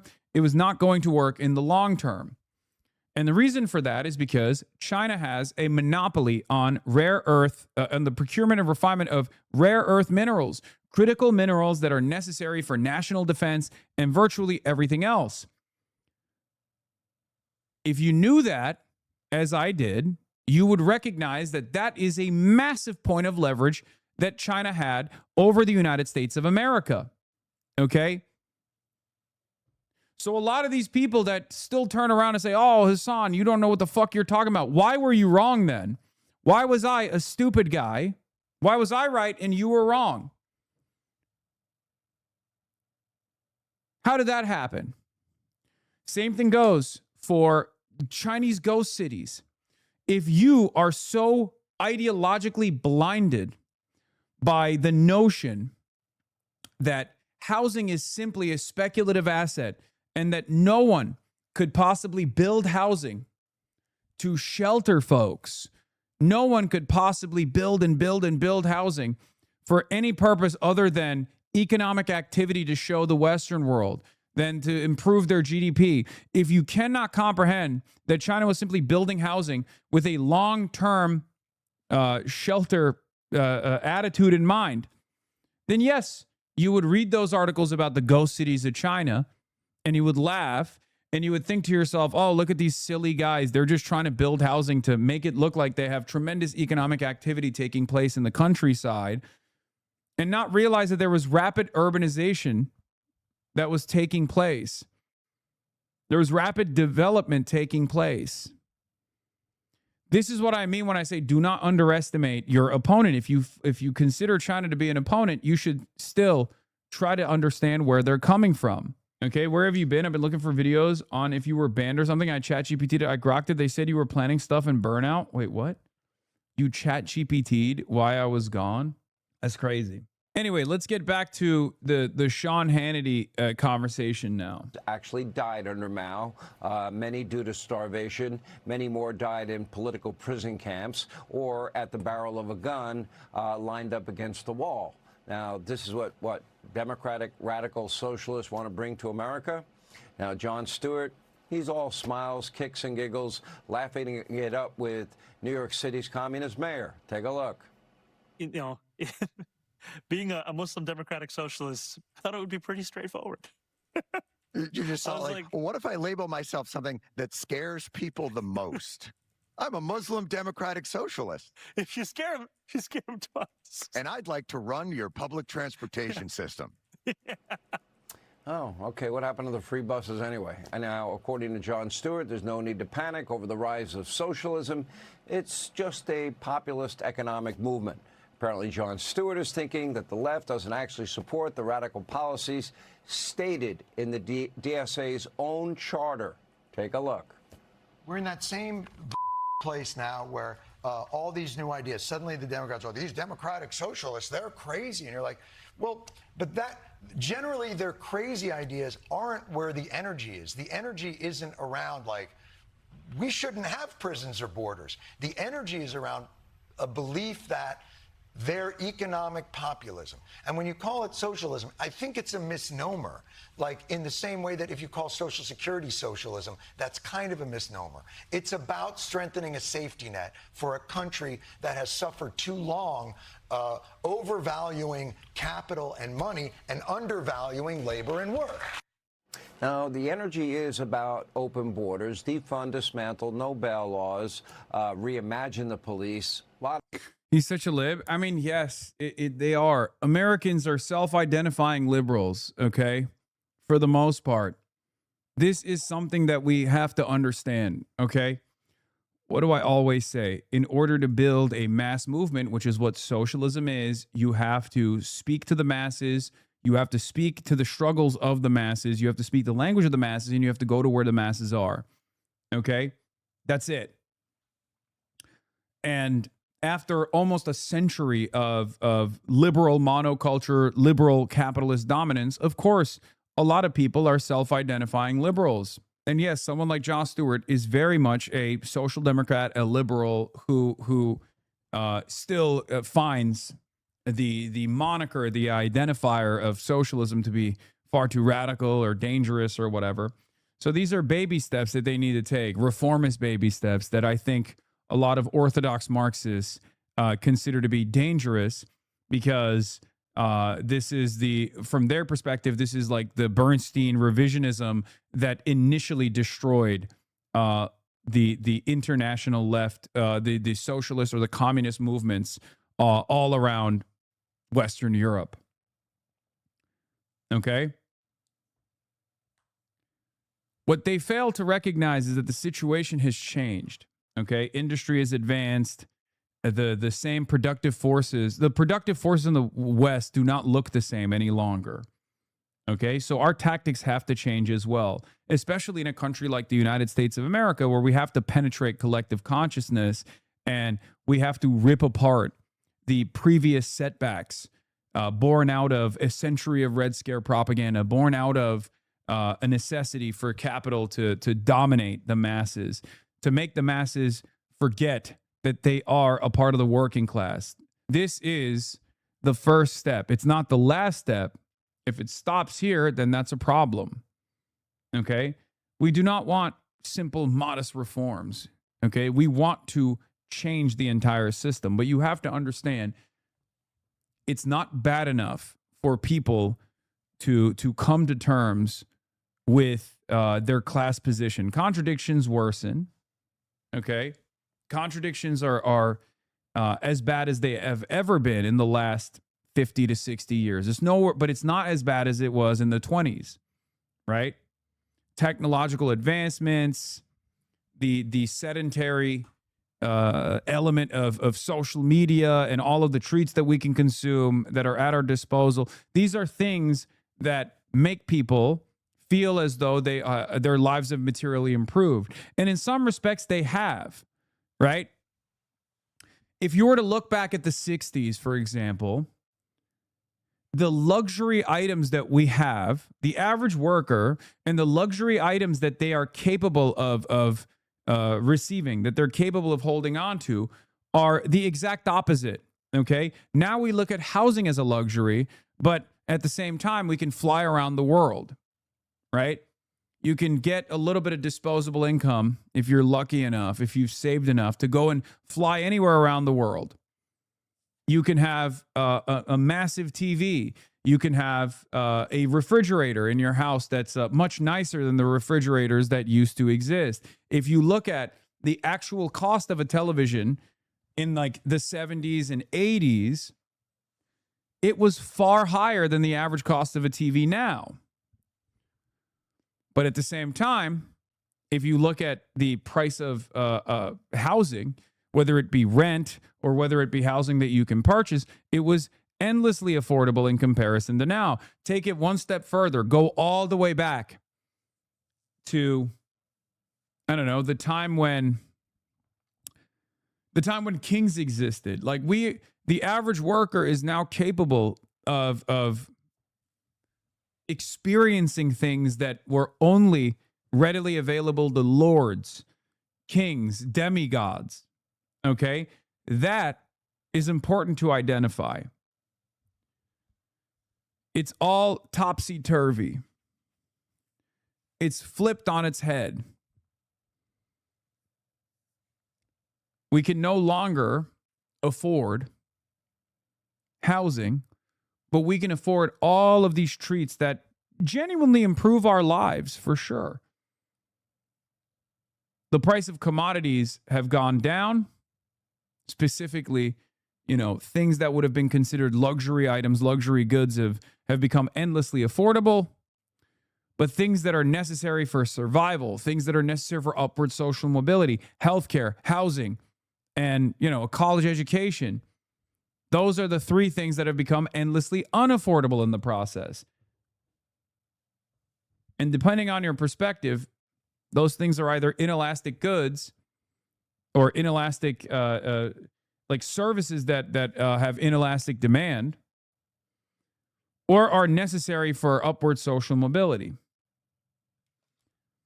But as long as the price of groceries remains relatively cheap, which, by the way, it's not. It's getting less and less affordable as time goes on. Okay. But as long as those commodities are relatively accessible, relatively affordable, the material conditions will not deteriorate to such a degree that people are living through the roaring 20s again. Of energy on all of those topics. They do support these extreme goals. They do hate America as we know it. They do want to upend our Constitution. They do want to replace capitalism with socialism, communism. And so far, 35 DSA-backed candidates now have won primaries all across the country ahead of a very important midterm come November. And none of these candidates have made a move to the center for the primary. In fact, they're very honest about wanting to upend the American system. When someone tells you who they are and what they plan to do, my advice is you may want to believe them, or maybe you could just listen to President Trump. Take a listen. Communism is a loser. The concept, the policy, it's a loser, and it always has been, and it always will be. And, they want to give everyone everything away. You want free rent? You want free house? What they don't say is that a year from now, there'll be absolute squalor, turmoil, and death. And that's the way it's happened all the way. It goes back thousands of years by different names. But that's the way it happens all the time. It's squalor, it's poverty, it's death, it's destruction. And that's why we declare again today that the United States of America will never be a communist country. America is back. It's stronger than ever before. And I'm telling you, it's only going one way. It's going up. As long as we keep our current thinking, our current system, it's going up. If you go the other way, nothing ever succeeds. I made the statement once, with communism, everything turns to okay? It's true. It's true. All right, so where are all those courageous Democrats who care about the Constitution, the rule of law, the American way of life? They seem to be few and far between. All right, thanks for watching. Check out my new podcast, Hanging Out with me, Sean Hannity. Yeah, I'm sorry, but we have seen the way that the Republicans operate. We have seen the way that the Republicans operate for the last decade, especially post-Donald Trump. Republicans have always behaved this way. Donald Trump is just a logical conclusion of reactionary propaganda, reactionary politics in general. But the idea that Democrats need to join hands with the Republicans to fight against their common enemy, communism, is insane. Okay? Any Democrat that leans into this shit has to be a cynical actor. They have to be. Because it's very clear that these people have no respect for the Constitution. They have no respect for improving people's lives. They have no interest in improving people's lives. They are genuinely using the last vestiges of this once powerful country to steal as much of the productive resources, the productive output, and your money as they possibly can to enrich themselves, the pedophilic Epstein class, and their close associates and their fail sons. Okay? It's clear. It's clear that there is a plunder taking place right now. And it's clear for most people in the working class. It's even clear for the likes of, it's even clear for some in the Republican side. They still associate themselves with Trump and Trumpism because, you know, they have, they've deployed too much. They've invested too much into this movement. So it's tough for them to see that this movement has failed them. But if there are liberals out there who think that this is going to be a beneficial allegiance and not one that ends up harming them in the long run, they're delusional. Okay? Stop collaborating with fascists. They do not have your best interest at heart. They were calling you a pedophilic communist vampire last week. What makes you think things have changed now? It's unbelievable to me.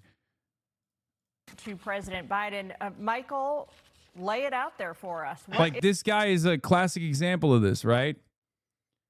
Establishment Democrats that are running to cooperate with fascists in order to attack their left flank. Is blue MAGA? Well, I have no idea. I mean, the article said it in the New York Times said it was sort of anything for what anybody wants it to be. This is the first I've heard of it, actually, and since I read the New York Times piece. It's catchy. What's that? It's catchy. It's catchy, clever play on words. I give him credit. But look, if being blue MAGA means you want to avoid losers as candidates, like Graham Plattner or anybody who had a Nazi tattoo, or nominating Democrats with toxic positions like abolish ICE or defund the police, or banning private health care insurance, then sure, fine, call me blue MAGA, I guess. Those are not winners. Those are not winning issues or winning positions. All right, here's what Hassan Piker told the New York Times. He said, blue MAGA is about cult-like loyalty to the Democratic Party, but unlike MAGA, it isn't centered around one person. It's centered around the image of a party that consultants and lobbyists have carefully curated. This obviously Cooked. Excellent. Excellent take from that guy. I don't know who that guy is. He has a beard. Different guy than me, but kind of agree. Kind of help. I hear that and I think to myself, wow, that guy is going places. That guy is correct. becoming the new ding on the party establishment. Folks like Nancy Pelosi who have spent their careers raising, I don't know, hundreds of millions of dollars for candidates. Why is Fox News defending Nancy Pelosi's honor? Why is Fox News defending Nancy Pelosi's honor? When have they done that? Why are they doing that?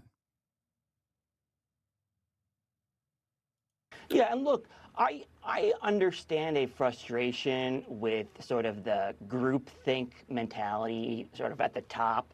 And I spoke out in the last cycle when I was, kind of sending some warning signals about President Biden's challenges and his vulnerabilities, and just even acknowledging that problems existed within the polling.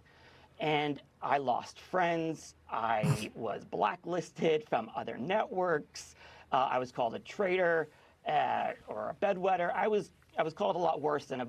Yeah, that's why now I can only go on Fox News to complain. blue MAGA.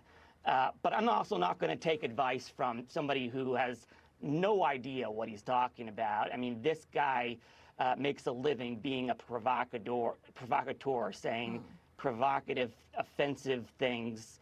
I'm glad he has a political science degree from Rutgers, but he knows nothing about government, politics, public policy, or anything. Well, we appreciate you here, having you enjoy talking to you on the program. I want to ask you about this while we have you. New York Magazine reports, like it or not, Kamala Harris. Is he saying that you were in support of Biden? I mean, I was in support of Biden reluctantly. I in 2019, if you go back far enough, you'll see in 2019, while the primaries were just beginning, I said, if we elect Joe Biden is going to set back any kind of progressive movement in this country. He's too old, and everyone can see that he's too old, and he is going to be a one-term president. It is a major mistake. But once past the point of Super Tuesday, when it was very clear that Joe Biden was going to be the candidate, unfortunately, when the establishment Democrats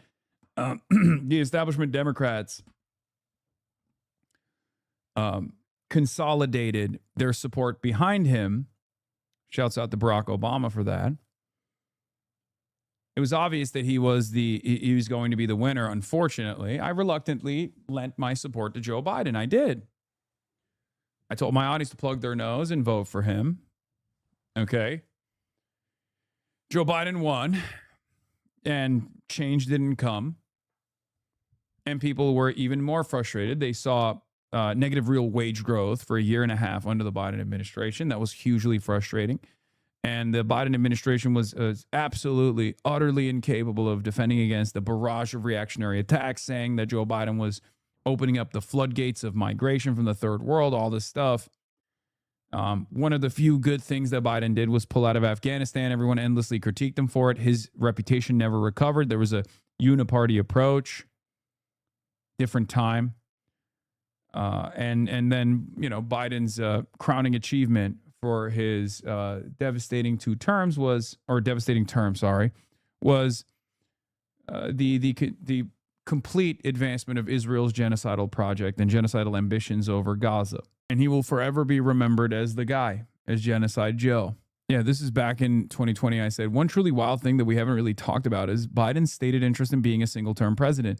Like, we're just going to throw away our incumbent advantage because Joe's going to be a vegetable by the end of his presidency. Truly incredible stuff.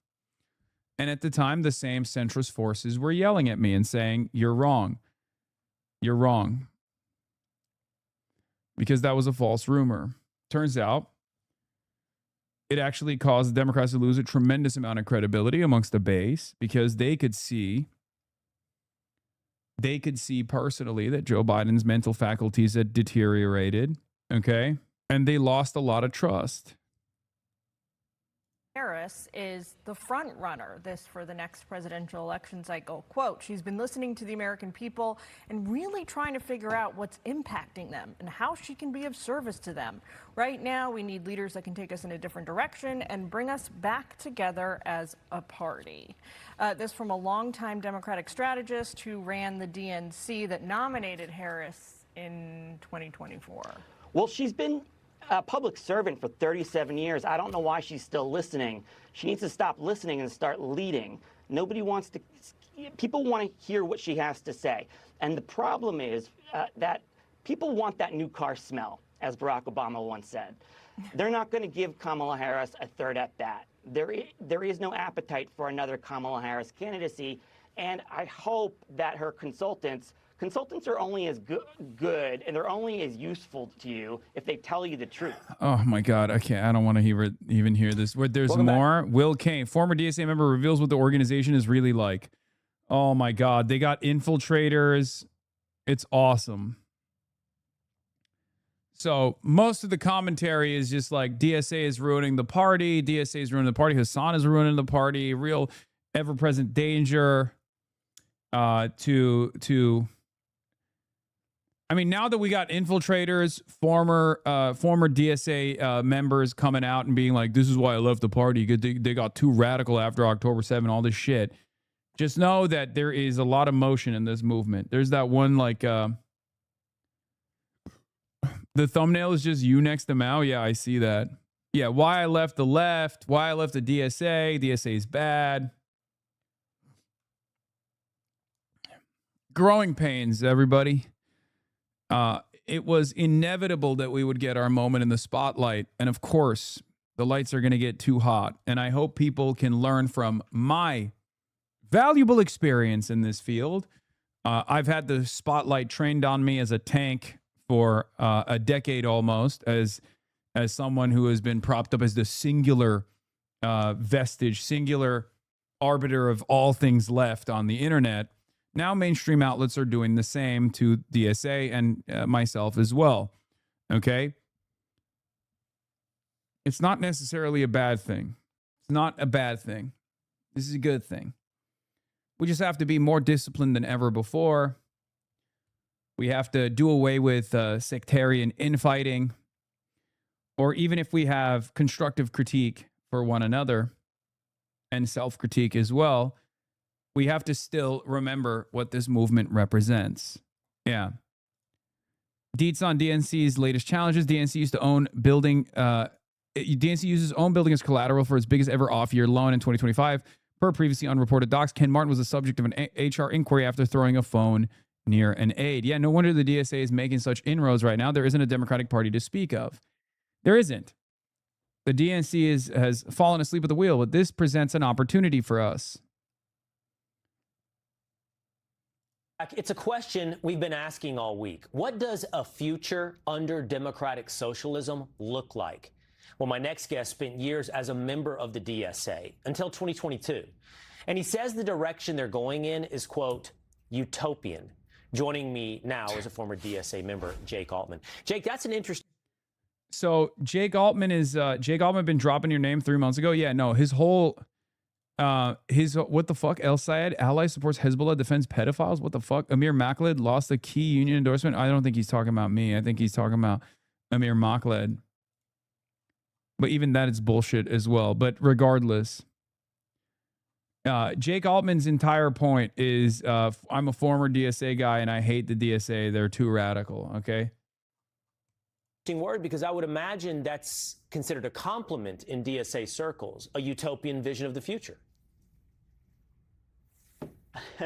Yeah, I think they probably think that, but the reality is very, very scary. At this point, a majority of the governing board is controlled by people who are explicitly communist. So, yeah, Wait a minute. Wait, hold on. Are you telling me that a socialist organization that has the word socialist in its name has socialist in its leadership structure? Hold on. Guys, what the fuck is going on? I'm confused. I'm scared. I've been a lifelong Democratic Socialist of America member, and this is causing me great panic and great distress. A socialist organization with socialists? What the hell is going on? I think this isn't a bad thing. I think this is a good thing. This is an important way for, even more radical elements of the Democratic Socialists of America to get more mainstream recognition. They will try to do everything in their power to say, this is radical. These guys are radical. This is an important moment for the DSA left and the DSA right to unite. Okay? It's very important. If DSA right turns around and uses this as an opportunity, uses this kind of like sectarian infighting as an opportunity to gain even more power within the organization, they're silly and they're dumb and they should not do this. Okay, this is how you destroy a larger big tent socialist movement. I don't think it'll happen regardless, because even the furthest right elements within the Democratic Socialists of America obviously were very critical of that one person who just came out of nowhere and was like, that one person on Twitter who was like, I joined DSA finally, And then a week later was like, I'm leaving DSA because the DSA needs to purge all of its tankies. I was like, who the fuck is this guy? The fuck? The fuck do you mean? The fuck are you talking about? You can't just join an organization and immediately be like, we have to clean house. What? The hell are you talking about? I guess the trash cleaned itself out. The fuck? Our vision, that would be pretty dystopian. Why does that come as a surprise to you, Jake? I mean, if you remember the DSA, did you see some midway point between democratic socialism and... Yeah, and the New York Times immediately put the beat on DSA as well. They found the person and interviewed them. Yeah, I saw this.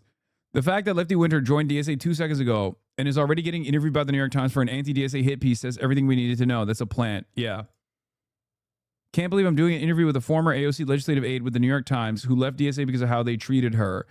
My New York Times call just ended, and it went very well. The three of us talked for over an hour, talked about what DSA could be doing instead, why we think DSA should split, AOC for president, electoral politics, our stories in the 2024 DNC speech about AOC and the online response. We talked about the ultra left. Really happy how it went well. I don't know when the article will be out since he's trying to contact DOC's folks and also other DSA folks who are on our side. We'll see. Plus, there's DSA convention coming up that this reporter will be attending. It'll be interesting. Let me tell you something, okay? She's not a plant. She's just goofy. I mean, plant or not, this is wrecker behavior, okay? This is what it is. The moment that you collaborate with a mainstream organ of propaganda in their hit piece against the Democratic Socialists of America is a moment where you become an op. You move on from useful idiot to opposition. That's just how it works. I've given plenty of interviews to the New York Times. I have interviews coming out with the Wall Street Journal, numerous other organizations, numerous other mainstream platforms, and you will never see me fucking shit on the Democratic Socialists of America. It's totally ridiculous. This is opposition. People using what kind of, like, people using the fractional experiences that they have within the Democratic Socialists of America or the longstanding experiences they've had. Like, is this guy Altman, he was a part of DSA for a much longer time than this other person, right? Like, he just didn't like the direction that the DSA was going, which is become successful. Okay, become a real powerhouse within American politics. He didn't like that. He didn't like the organization was growing and becoming actually a successful organization. So he left, and now he tries to make a living off of shitting on left mobilization in this country. Communism that you hoped that they would land on? When I joined 10 years ago, or more than 10 years ago at this point, when I joined, it was a cozy, they were advocating for Scandinavian social democracy, right? And then over a 10-year period, we saw the organization just... Oh, yeah, I was a social democrat, and I didn't like that democratic socialists were actually democratic socialists. Okay, got it. So much of the disagreements amongst the American left also revolve around American foreign policy. Anti-imperialism is, unfortunately, one of the biggest dividing lines within left movements. That's one of the biggest issues. And that extends to all matter of American exceptionalist thought, whether it be, what do we do about immigration? You know, these dirty third world masses are coming in to ruin the country. Like, that is an attitude that the right has, and that is a reactionary sentiment born out of white supremacist thought that maybe even some people within the ranks of socialists in the country also share some kind of like mutual resentment towards the masses that are coming from undeveloped countries, right? And the same goes for obviously principled anti-imperialist thought. Many people do not want to see a world where America is not the hegemonic superpower. Many people do not want to understand what that requires. Okay? Obviously, while I, on the one hand, talk about building a big tent movement or a mass movement, on the other hand, I also understand that you have to have some fucking principles. Okay? You have to have some goddamn principles. We must always say the truth. We must always seek truth from facts, and we must always say the truth. Okay? You do not have to compromise on your values. You can obviously entertain a more appropriate message, especially given the medium that you're occupying. But ultimately, you don't cast aside your values. You don't cast aside your moral compass. Become more and more extreme and move from that cozy Scandinavian social democracy to really something quite frightening. They're advocating for communism in their latest platform they've released. Yeah. I'm old enough to remember that as well, Jake. I remember when people openly talked about Scandinavian countries as the model. You don't hear that anymore. You hear, about open embrace of communism and honestly, this weird as well embrace of Islamism. What? Communo-Islamism, the open embrace of communism and Islamism is fucking awesome. Okay. Yeah, I mean, I think some people in DSA are out with the whitewash brush right now, trying to tell people, trying to sell this line that it's just cozy Scandinavian social democracy. But the reality is very, very different. And yes, it's true. They have this alliance with extremism, right? They are extreme, and they have an alliance with very, very extreme pro-terror voices. And frankly, it's quite frightening. So we've reported on that, what's been called the Red-Green Alliance, which is definitely a short-term arrangement between Islamic fascism and socialism. So you wrote, by the way, in the Free Press, I witnessed a rise in extremism ranging from the Islamic fascism and socialism? Dog, you are literally a Christo-fascist. You are a Christian fascist network. The movement is Christian fascism. That is the real movement. There is no Islamic fascism growing in this country. I don't even know what they mean when they say Islamofascism. They just assume that like Zoran Mamdani or even someone like myself are actually trying to implement some sort of like Salafist regime in this country with Sharia as the law of the land. It's fucking racist ass Islamophobic tropes. eagerness Bullshit. to collaborate with Leninist groups to a growing animosity towards the United States and the West. My final departure was prompted by the DSA statement that attributed Russia's aggression against Ukraine to American imperialist expansionism. Jake, would you say that this change in the DSA, and we've had other people report on this, and it's moved towards both communism and the embrace of perhaps some radical Islam as well, belies just an underlying hatred of the West and America? It absolutely does. I think these people have never met an enemy of America they weren't willing to fall down apologizing for. And we've just seen that again and again. We've seen that with Hamas. We've seen that with Russia. We see it with Maduro. We see it in Cuba. All of these authoritarian regimes, they are ready to apologize for them again and again and again. But it's America that they view as fundamentally evil, and it's just wrong. Jake, do you look back on your time with the DSA now and think it got hijacked, or do you now look at it and say, really, there was no ideological break once you started moving towards socialism, and it was inevitably going to run into the hands of extremists? By the way, Jake, just like it has in most countries around the world. Yeah, I mean, I think we do see that either in situations like this, you either move in pragmatic direction towards pro-capitalist, social safety net, Scandinavian social democracy, which has a high degree of economic freedom, or you move in this incredibly authoritarian way, right, where you get secret police, people being rounded up and brutalized. And I'm afraid that that's what we're seeing in DSA right now. In America. Yeah. Well, Jake Altman, thank you for talking about it, and yes. thank you about sharing that with us here today. Be sure to like and subscribe for all the Fox News latest on YouTube and catch full shows streaming now on Fox One. Do you understand why that more than a decade? Do you understand why that allegiance is ridiculous, by the way? Why that commentary is ridiculous? They're talking about how the DSA wants to build like secret police, right? And they're gonna be Leninists, they're gonna do secret police. We already have secret police right now. And Fox News covers it on a daily basis and talks about how wonderful that secret police actually is. That's the issue. We already have it. We just have a fascist secret police. It's called ICE. Okay? That's what they're doing. We already have mass surveillance. You talk about China. You talk about Chinese mass surveillance. We already have it. Flock cameras. Okay? The problem is the West is taking some of the worst elements of Chinese governance and none of the good stuff. Okay? That's the issue. That's the problem. They choose to define China by some of the more repressive elements of Chinese governance, and they say that they oppose that, while simultaneously they do it here, just under a fascist moniker. Do you understand? And it's also, it's unbelievably silly to say, oh, the DSA wants to both abolish police and also simultaneously have secret police. Which is it? Are they deeply unserious? Do they want to abolish? Or are they very scary and authoritarian? Are they anarchistic or are they authoritarian? Which is it? Very stupid. None of it makes sense. This is a train wreck for the Democratic Party. Victor Davis Hanson complaining about it as well. I mean, Sean Hannity promoting James Carville, socialist nightmare, more and more. Every damn night, they're talking about DSA is scary, Hassan is scary, AOC is scary.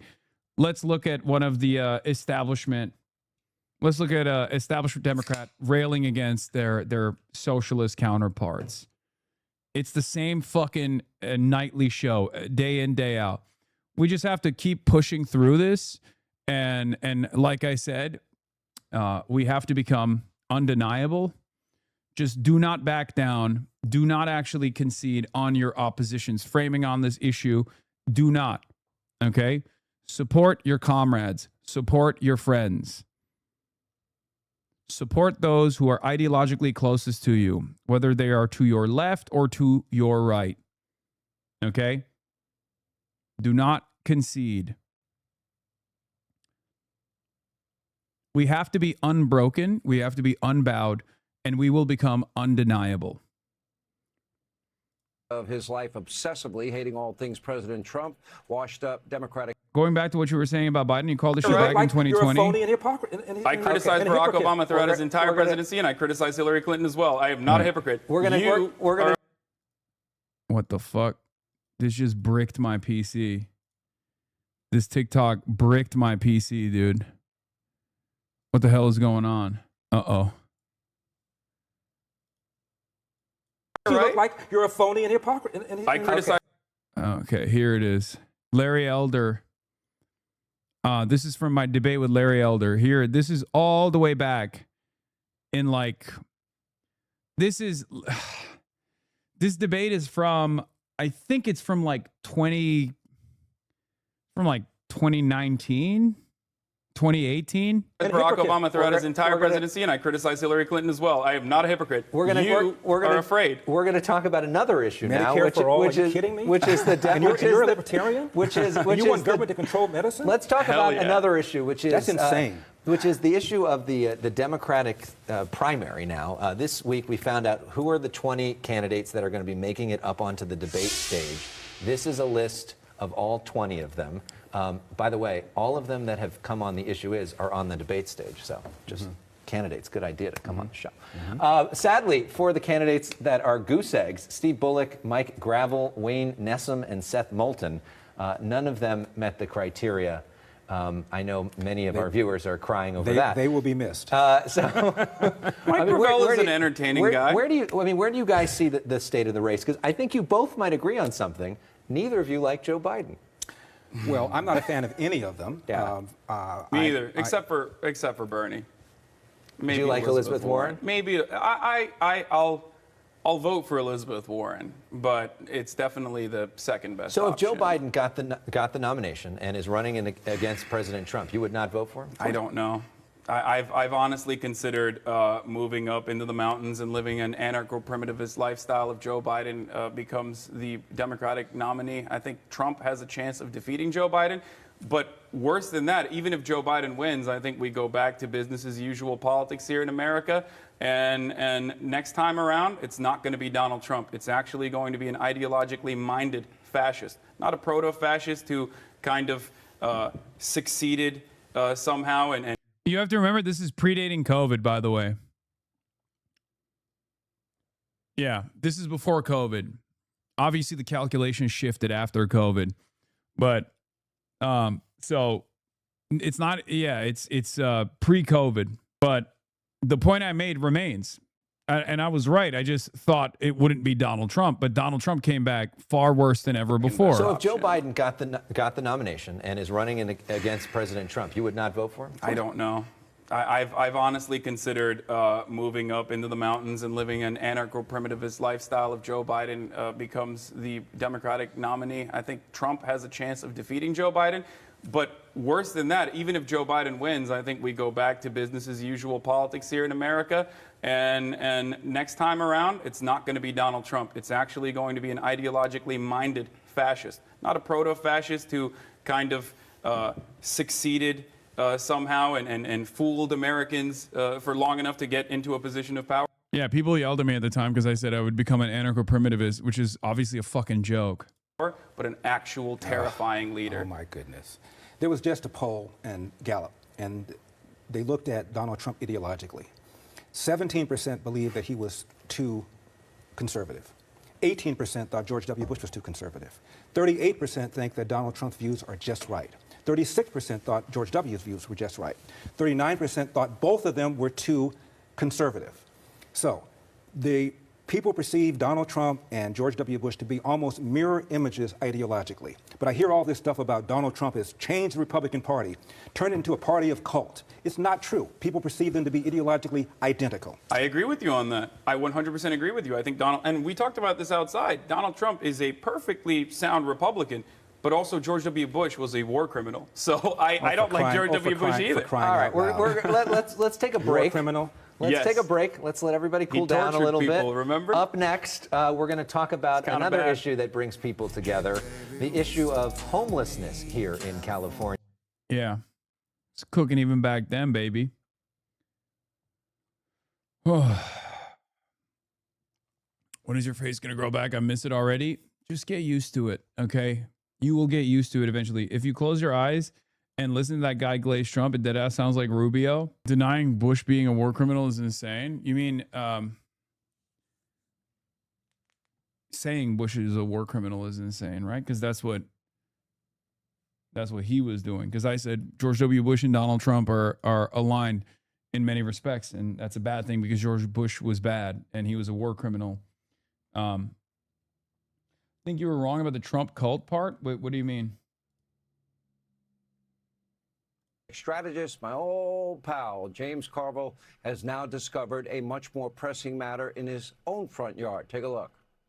These people are paternalistic, and it's a bunch of overeducated little white turds who think they know more than other people know.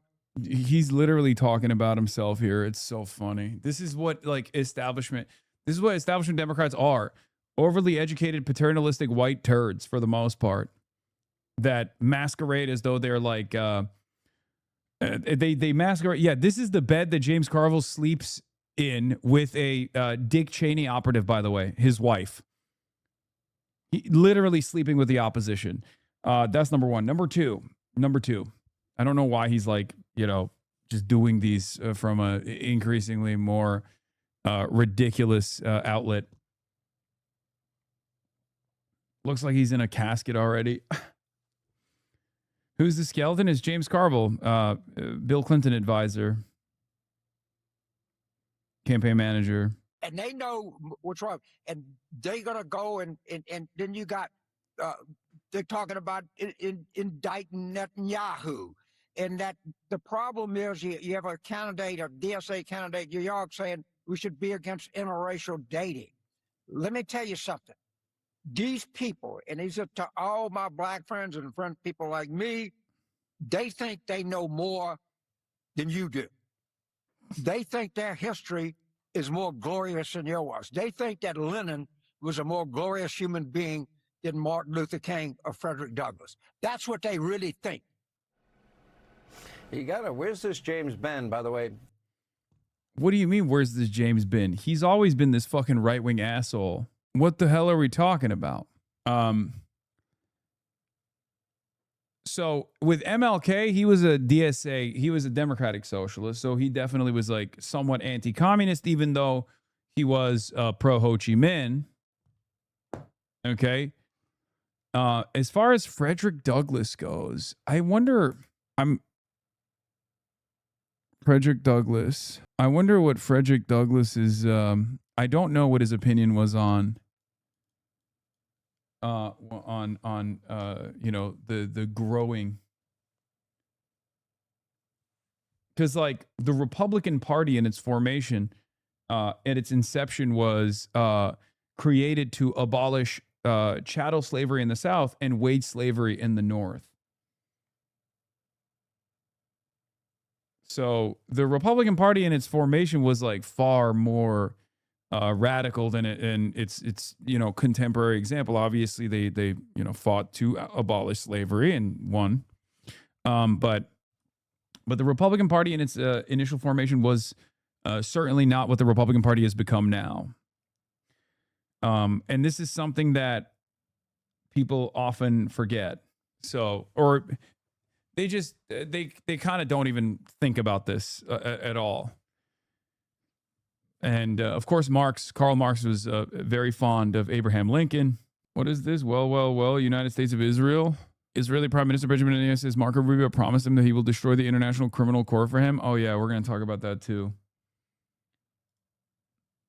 Oh yeah, I had this link ready to go as well. Frederick Douglass and Karl Marx on the Paris Commune and the labor question in the United States. I mean, I don't really care about James Carville shitting on the left again. Who gives a fuck? Good evening. Hope you're having a Dude, this guy fucking John Fetterman. Like the question you got to ask yourself, the question you got to ask your like liberal, self-identifying liberal family members, your neighbors, your friends is this: who do you feel closer to? Zohran Mamdani, AOC, Democratic Socialists of America, or the likes of John Fetterman? Okay, it's that simple. I'm skipping Fetterman too. I'm not going to cover this. I'm going to get to Oliver Larkin. This is a Oliver Larkin piece that's short. We'll cover this because it's good, because I want to give a little bit of a highlight to our boy Oliver here. He finally got some Fox News coverage. But basically, virtually every liberal despises John Fetterman. So you should always present the question to these self-identifying Democratic establishment figureheads why they are repeating on Fox News half the time the things that John Fetterman says. Okay? That's the question I have for a lot of the establishment loyalists. Onion Person asks the same question. Do Democratic establishment loyalists that hate people like Jesse Waters ever take a step back and think about why they don't really hate establishment Democrats as much as they pretend to? Yeah, Jesse Waters. I kind of like her.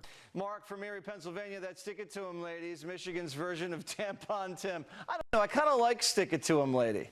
I don't know, there's something about her. It's not that bad. Andy from Floral Park. Yeah, of course he likes Stick It To Him lady. Why do you constantly refuse to acknowledge? What is this? Young Hassan was more based. There I said it. I'm tired of pretending young Hassi didn't soften his takes and said it like it is. Why do you refuse to acknowledge reality? What? Make Hassan young again? Okay, dude. 1959 Republican Party platform. Yeah. Provide federal assistance to low-income communities, protect Social Security, provide asylum for refugees, extend minimum wage, improve unemployment benefits system so it covers more people, strengthen labor laws so workers can more easily join a union, ensure equal pay for equal work regardless of sex. For the record, the reason why this was the Republican Party platform is because this predates the Reagan era. Okay? This is still the tail end of the New Deal Democrats, New Deal democracy, basically like running and dominating American politics for decades. Okay? That's why the Republicans were so conciliatory to the left message. That's why it feels like it's an entirely different reality.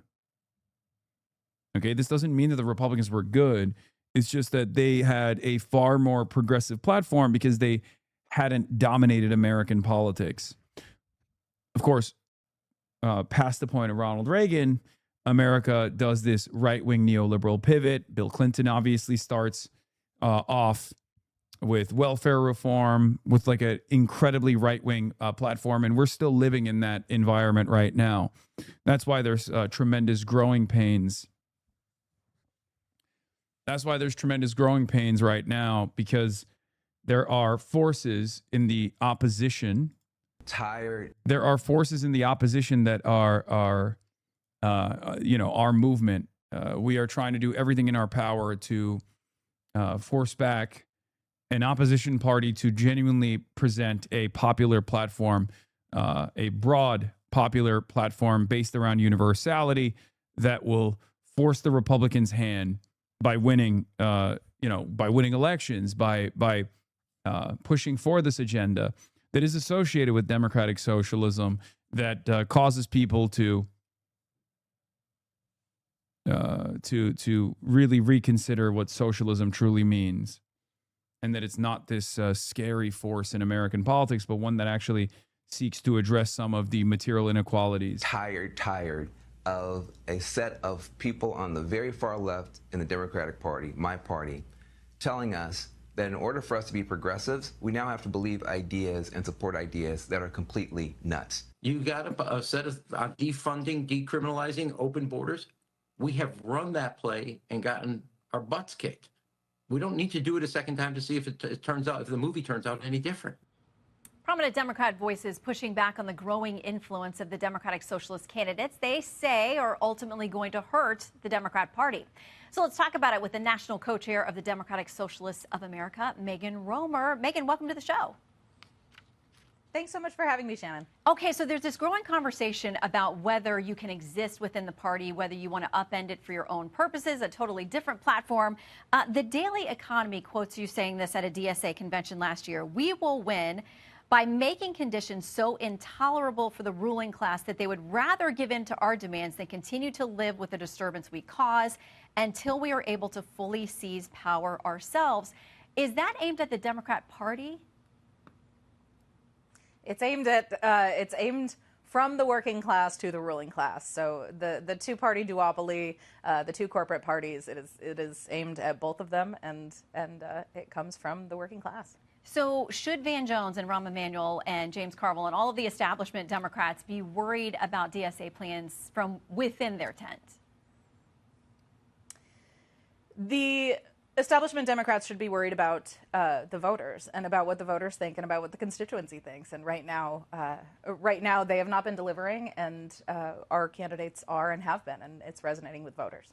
So Jamie Harrison, who was the DNC chair, after you guys had such a big night in New York City and knocking off some of those incumbents and having success with your candidates in the congressional primaries, he said, if you hate the Democratic Party, then don't run for our nomination. Don't use our resources. Don't rely on our volunteers. Don't use our infrastructure. Focus on building the party you act. What's really funny about that is what infrastructure, what volunteers. We have the volunteers. We have the door knockers. You don't. You don't have any resources. Everything that the only thing that the Democrats can say that we're utilizing is Act Blue. That's it. It's just the payment processor. That's it. And I guess Van too. And there are alternatives in the works there too. So it's not. There is no infrastructure that we are relying on. If anything, you are relying on us. You are relying on our door knockers, our organizers, the people who actually do want to make change in this country, that reluctantly go and campaign for do-nothing Democrats over and over again. Right? That's it. Actually support. Other Democrats out there saying this is a separate party, the DSA, you don't belong within the party. How do you respond to his statements there? Yeah, I mean, the two parties have over years and decades created a system where ballot line access is For the record, even Van and Act Blue has material benefits when the DSA uses it, right? Because when you actually have Democratic Socialist door knockers and canvassers utilizing the Van system, that updates the system with new data. And that's part of the reason why the Democrats would never kill the access that its insurgent left flank has to these established this software that DSA uses as well. And the same thing goes for ActBlue. There's processing fees and things that we pay into that is beneficial for not only the DNC but the existing software and the payment processors to begin with. So even on that front, it's a mutually beneficial relationship, at least for the time Extremely being. difficult for third parties. I also have been told a lot of times by Democrats, don't vote third party, it's wasting your vote. So we run on the Democratic ballot line where it makes sense. We run independents sometimes where that is a viable possibility, but it's a ballot line. And what matters is what the voters think. And the voters are overwhelmingly choosing our candidates. They certainly did in New York and in other places, Colorado and others. It's not just a big city phenomenon or just a blue coastal phenomenon. True. Okay, so we're going to put up on the screen a few of the things that are part of your platform. And I want to ask you, just give me sort of a true or false on these. Abolish the Senate. True. Okay, replace the presidency and Supreme Court as we now know them. Yep. Abolish ICE. Absolutely. Abolish borders and give amnesty to anyone currently in the U.S. illegally. As a long-term plan, yep. Defund the Pentagon. Absolutely. Abolish prisons, at least in large part. Yeah, again, that as part of a long-term program, yeah. Okay, so no prisons. Government or public ownership of most large corporations. Yeah, absolutely. Okay, so then let's go back through some of those then. Abolish the Senate. There are people who are in the Senate now who are very supportive of DSA. They lose their seats? Well, the Senate is an anachronistic institution. It comes from the British House of Lords. It is made to protect power for, the Senate was part of the system that was made to make sure. I think the fast and easy answer to this is like Texas has the same level of say as Delaware. Why is that appropriate? Texas is a powerhouse, it's a red state. The Senate structure is unbelievably undemocratic. Its design is unbelievably undemocratic. We just want every state to have more of a say, including the populous red states, not just the populous blue states, but populous red states as well. That's it. Because there's plenty of big red states that are hubs of economic activity like Texas that you can compare to blue states that are not, right? If you're going on Fox News, you can make that argument. If you're going on MSNBC, you can make the opposite argument. California has more Republicans and Democrats than numerous other states combined, and yet they have the same level of influence within the Senate. It's not necessarily Senate abolition per se. It's more so just making a more democratic and more representative process. But once again, we can have disagreements on this stuff, but you're just trying to present this as like unbelievably silly. What's the benefit of abolishing prisons law? Great question. The current carceral structure is not designed around benefiting or okay. The question is this: what is the purpose of prison, right? The purpose of prison theoretically is supposed to cordon off bad individuals that have violated the rules and like broken some fundamental rules in society so that we can all continue living in society in harmony, right? Guys, stop. I'm explaining it to a normie and you're like, it's fucking slavery. Yes, just shut the fuck up, okay? Just stop for 1 second. Jesus Christ. Thank you. The entire purpose of prisons in theory, okay? The entire purpose of prisons in theory is to create a more harmonious society. Societies have rules and regulations. There's a social contract. When someone violates those contracts, when someone violates those rules, we have to punish them. We have to cordon them off of regular society.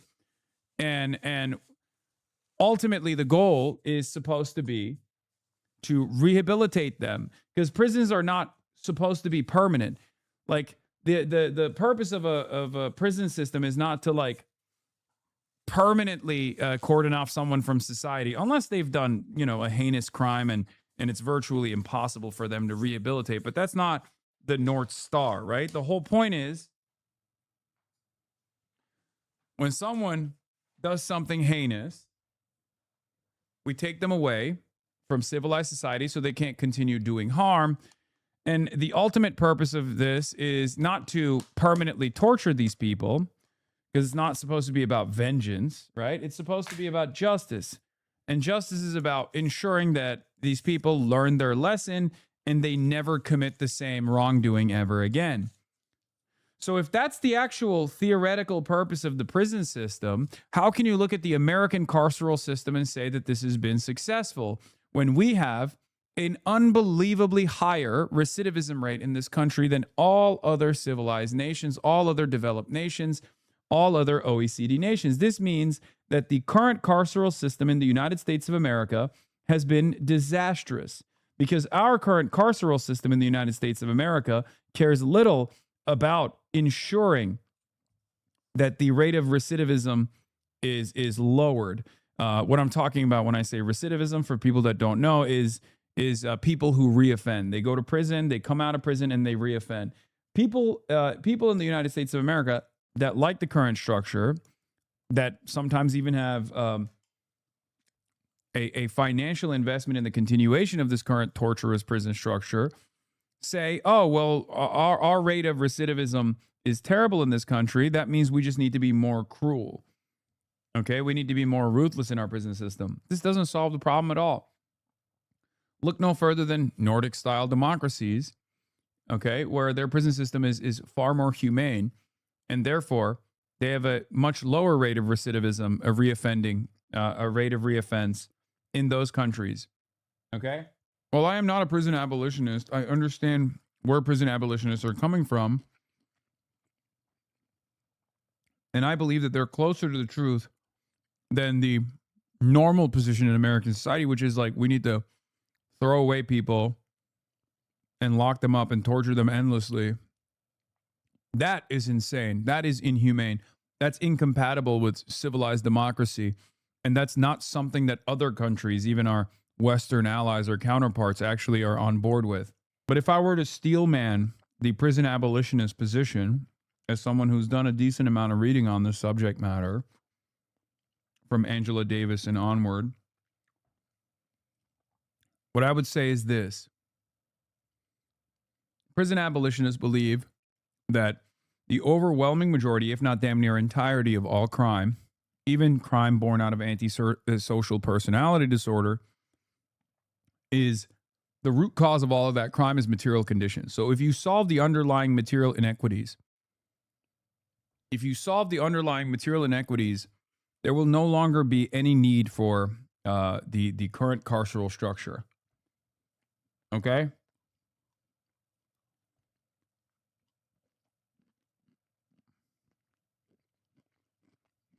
That's it.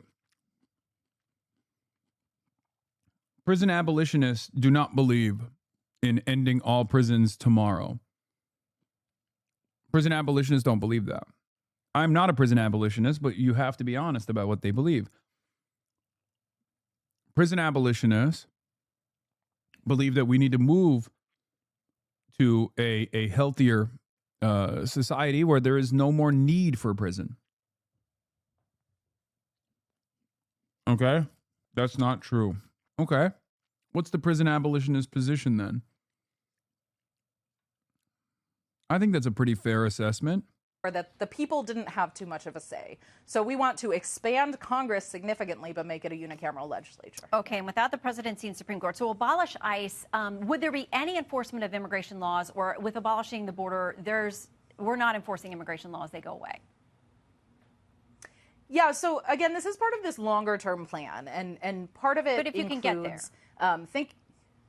Yeah, I mean, if we can get to the place where the U.S. is not destabilizing countries in order to mine them for resources, there will be significantly less migration. What do you say to if those, we are though, not... that would potentially destabilize the U.S.? Because there's only so much the economy can bear, and when you have a flood of people coming in, it might not work out economically, according to a lot of analyses, if you just open up the borders and there's no enforcement at all.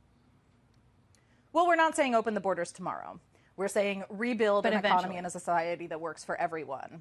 And the open borders is part of a longer-term international plan that involves us stopping destabilizing countries. Most people who are coming to this country are coming as economic refugees, and we destabilized their country. We did that. Well, a lot of, if you look at data, the Center for Immigration Studies says right now the households here in the U.S. that are headed up by people who are here illegally, nearly 61% of them are on some type of government or welfare program here in the U.S. Can we afford to do that? I mean, at some point you run out of resources. Well, right now we make it very difficult for people to participate in society. That's bullshit. Center for Immigration Studies is an insanely white nativist outlet. It's an unbelievably racist shop, and their numbers are always wrong. Remember, outside of Cato and Brookings, most of the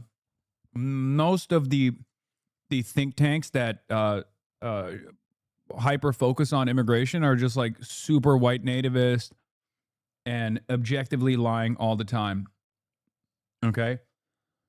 The thing that they complain about as far as welfare goes is American citizens. They're just cordoning off American citizens that happen to be children of either undocumented migrants or tourists or legal permanent residents as undocumented migrants themselves. Is fundamentally at odds with birthright.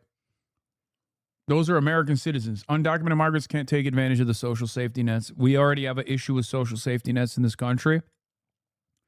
We don't really have a bountiful social safety net here at all. The strain that undocumented migrants put on the American social safety nets is negligible. It's not real. It's bullshit. It's made up.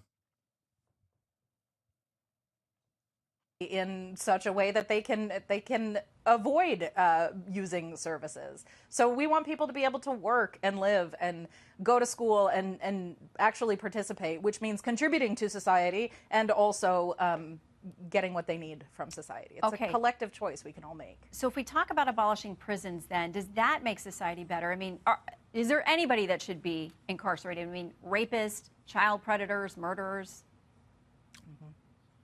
Yeah, so the long-term plan, when we think about most people who are in prison, they are mostly in prison for crimes of poverty. So when But that's not what I'm talking about. I'm talking about the really, yeah, like the I hear murderers you. and So rapists of the world. So when we get rid of this need for crimes of poverty to exist, when we get rid of that destabilizing force that creates so many people who are living in desperate situations and doing desperate things, that brings those numbers down to very small numbers, and then we can collectively decide what we do with those people. I suspect it won't look like the prison system as we know it today. Okay, but you do think some people need to be locked away from society? Some people are not able to be functional members of society. That's true. But what does that look like to keep the rest of us safe? We're talking about safety. We're not talking.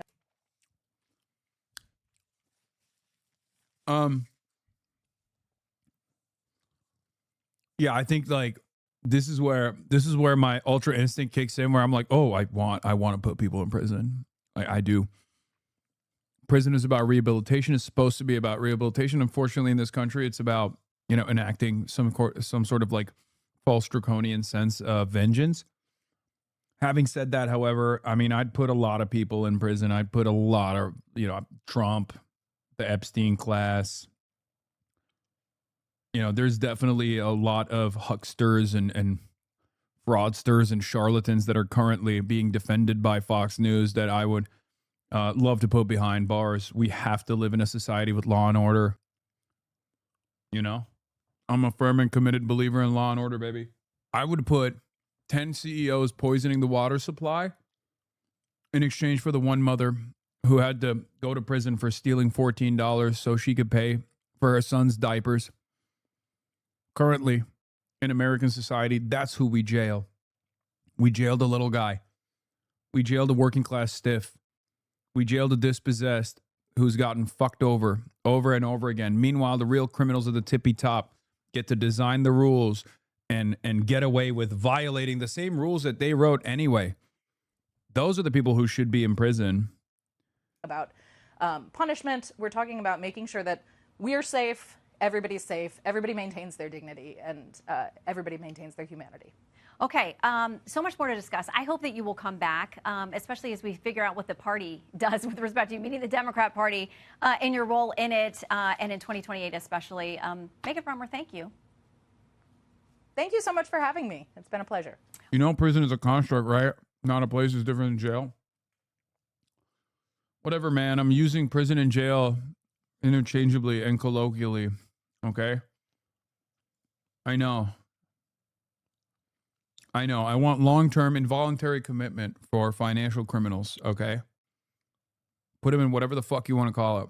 I think it says a lot about our priorities, who we choose to jail and who we choose never to prosecute at all. Arkin is challenging Florida Democratic Congressman Jared Moskowitz in next month in the August primary in Florida, and he joins us now. Oliver, thank you very much. Good to have you with us. Thank you so much for having me on, Martha. So one of the things that we just played in the tease was your comment about Prime Minister Netanyahu, and this is relevant, obviously, because of what's going on in Iran, and also because he's expected, and the president has said he's welcome here for a visit, and then he'll be back in September. He's coming next week, then he'll be back in September. It was a little bit embarrassing for Mayor Mamdani, I think, because he had to admit that he doesn't have any jurisdiction to arrest the prime minister of another country in New York, and the NYPD doesn't have that kind of power at all either. Any regrets about sort of jumping on that bandwagon, that idea that he should be arrested? No regrets, and not necessarily bandwagoning. I'm just following what the International Criminal Court has assessed, that Benjamin Netanyahu has committed war crimes in Gaza, and I believe that the United States, any federal or otherwise law enforcement entity that has the legal jurisdiction to arrest Benjamin Netanyahu for his war crimes, that should be enforced. The United States needs to abide by the law, both our own laws and international law. And the horror in Gaza has now extended to include the deaths of 18 U.S. service members and over 500 who have been injured in this illegal war with Iran. So we just want to de-escalate the situation and bring this killing to a close. Well, you're grouping a lot of things together there in terms of what's going on with Iran as well. But, you know, not to get too deep into the weeds. Great messaging. Yeah, tied back to Benjamin Netanyahu's contributions to dying American soldiers on Fox News. Brilliant strategy. It's not only correct, but it's a connection that Fox News viewers should be able to make and could potentially make. Of course, for the ultras, they would be like, why did you go on Fox News and not say that the America Nazis were murdered and that's a good thing and you should be pissing on their graves or something? Because they're fucking stupid. Okay? You know. I think it's good. I think it's good to message like this. One, because it's true. It is true.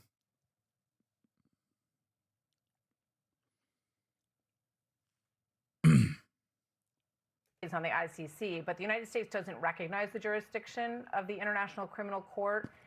Neither does Iran, by the way. Yeah, we recognize it for Vladimir Putin, though, sometimes. You know, do you think that the Iranian leaders, for massacring tens of thousands of people in their streets, should they face some kind of International Criminal Court justice as well for their massacres? I certainly support the International Criminal Court's enforcement of anyone that's accused of massacring civilians. And my most proximate concern right now, running for United States Congress, is the crimes that are committed by the United States. The bombing of a girls' school in Minab that killed 120 school-aged girls, as well as dozens of civilians. On the very first day of this war, there must be accountability. And primarying an incumbent Democrat who was very supportive of the Biden administration, supporting Benjamin Netanyahu in the early days of this genocide. Look.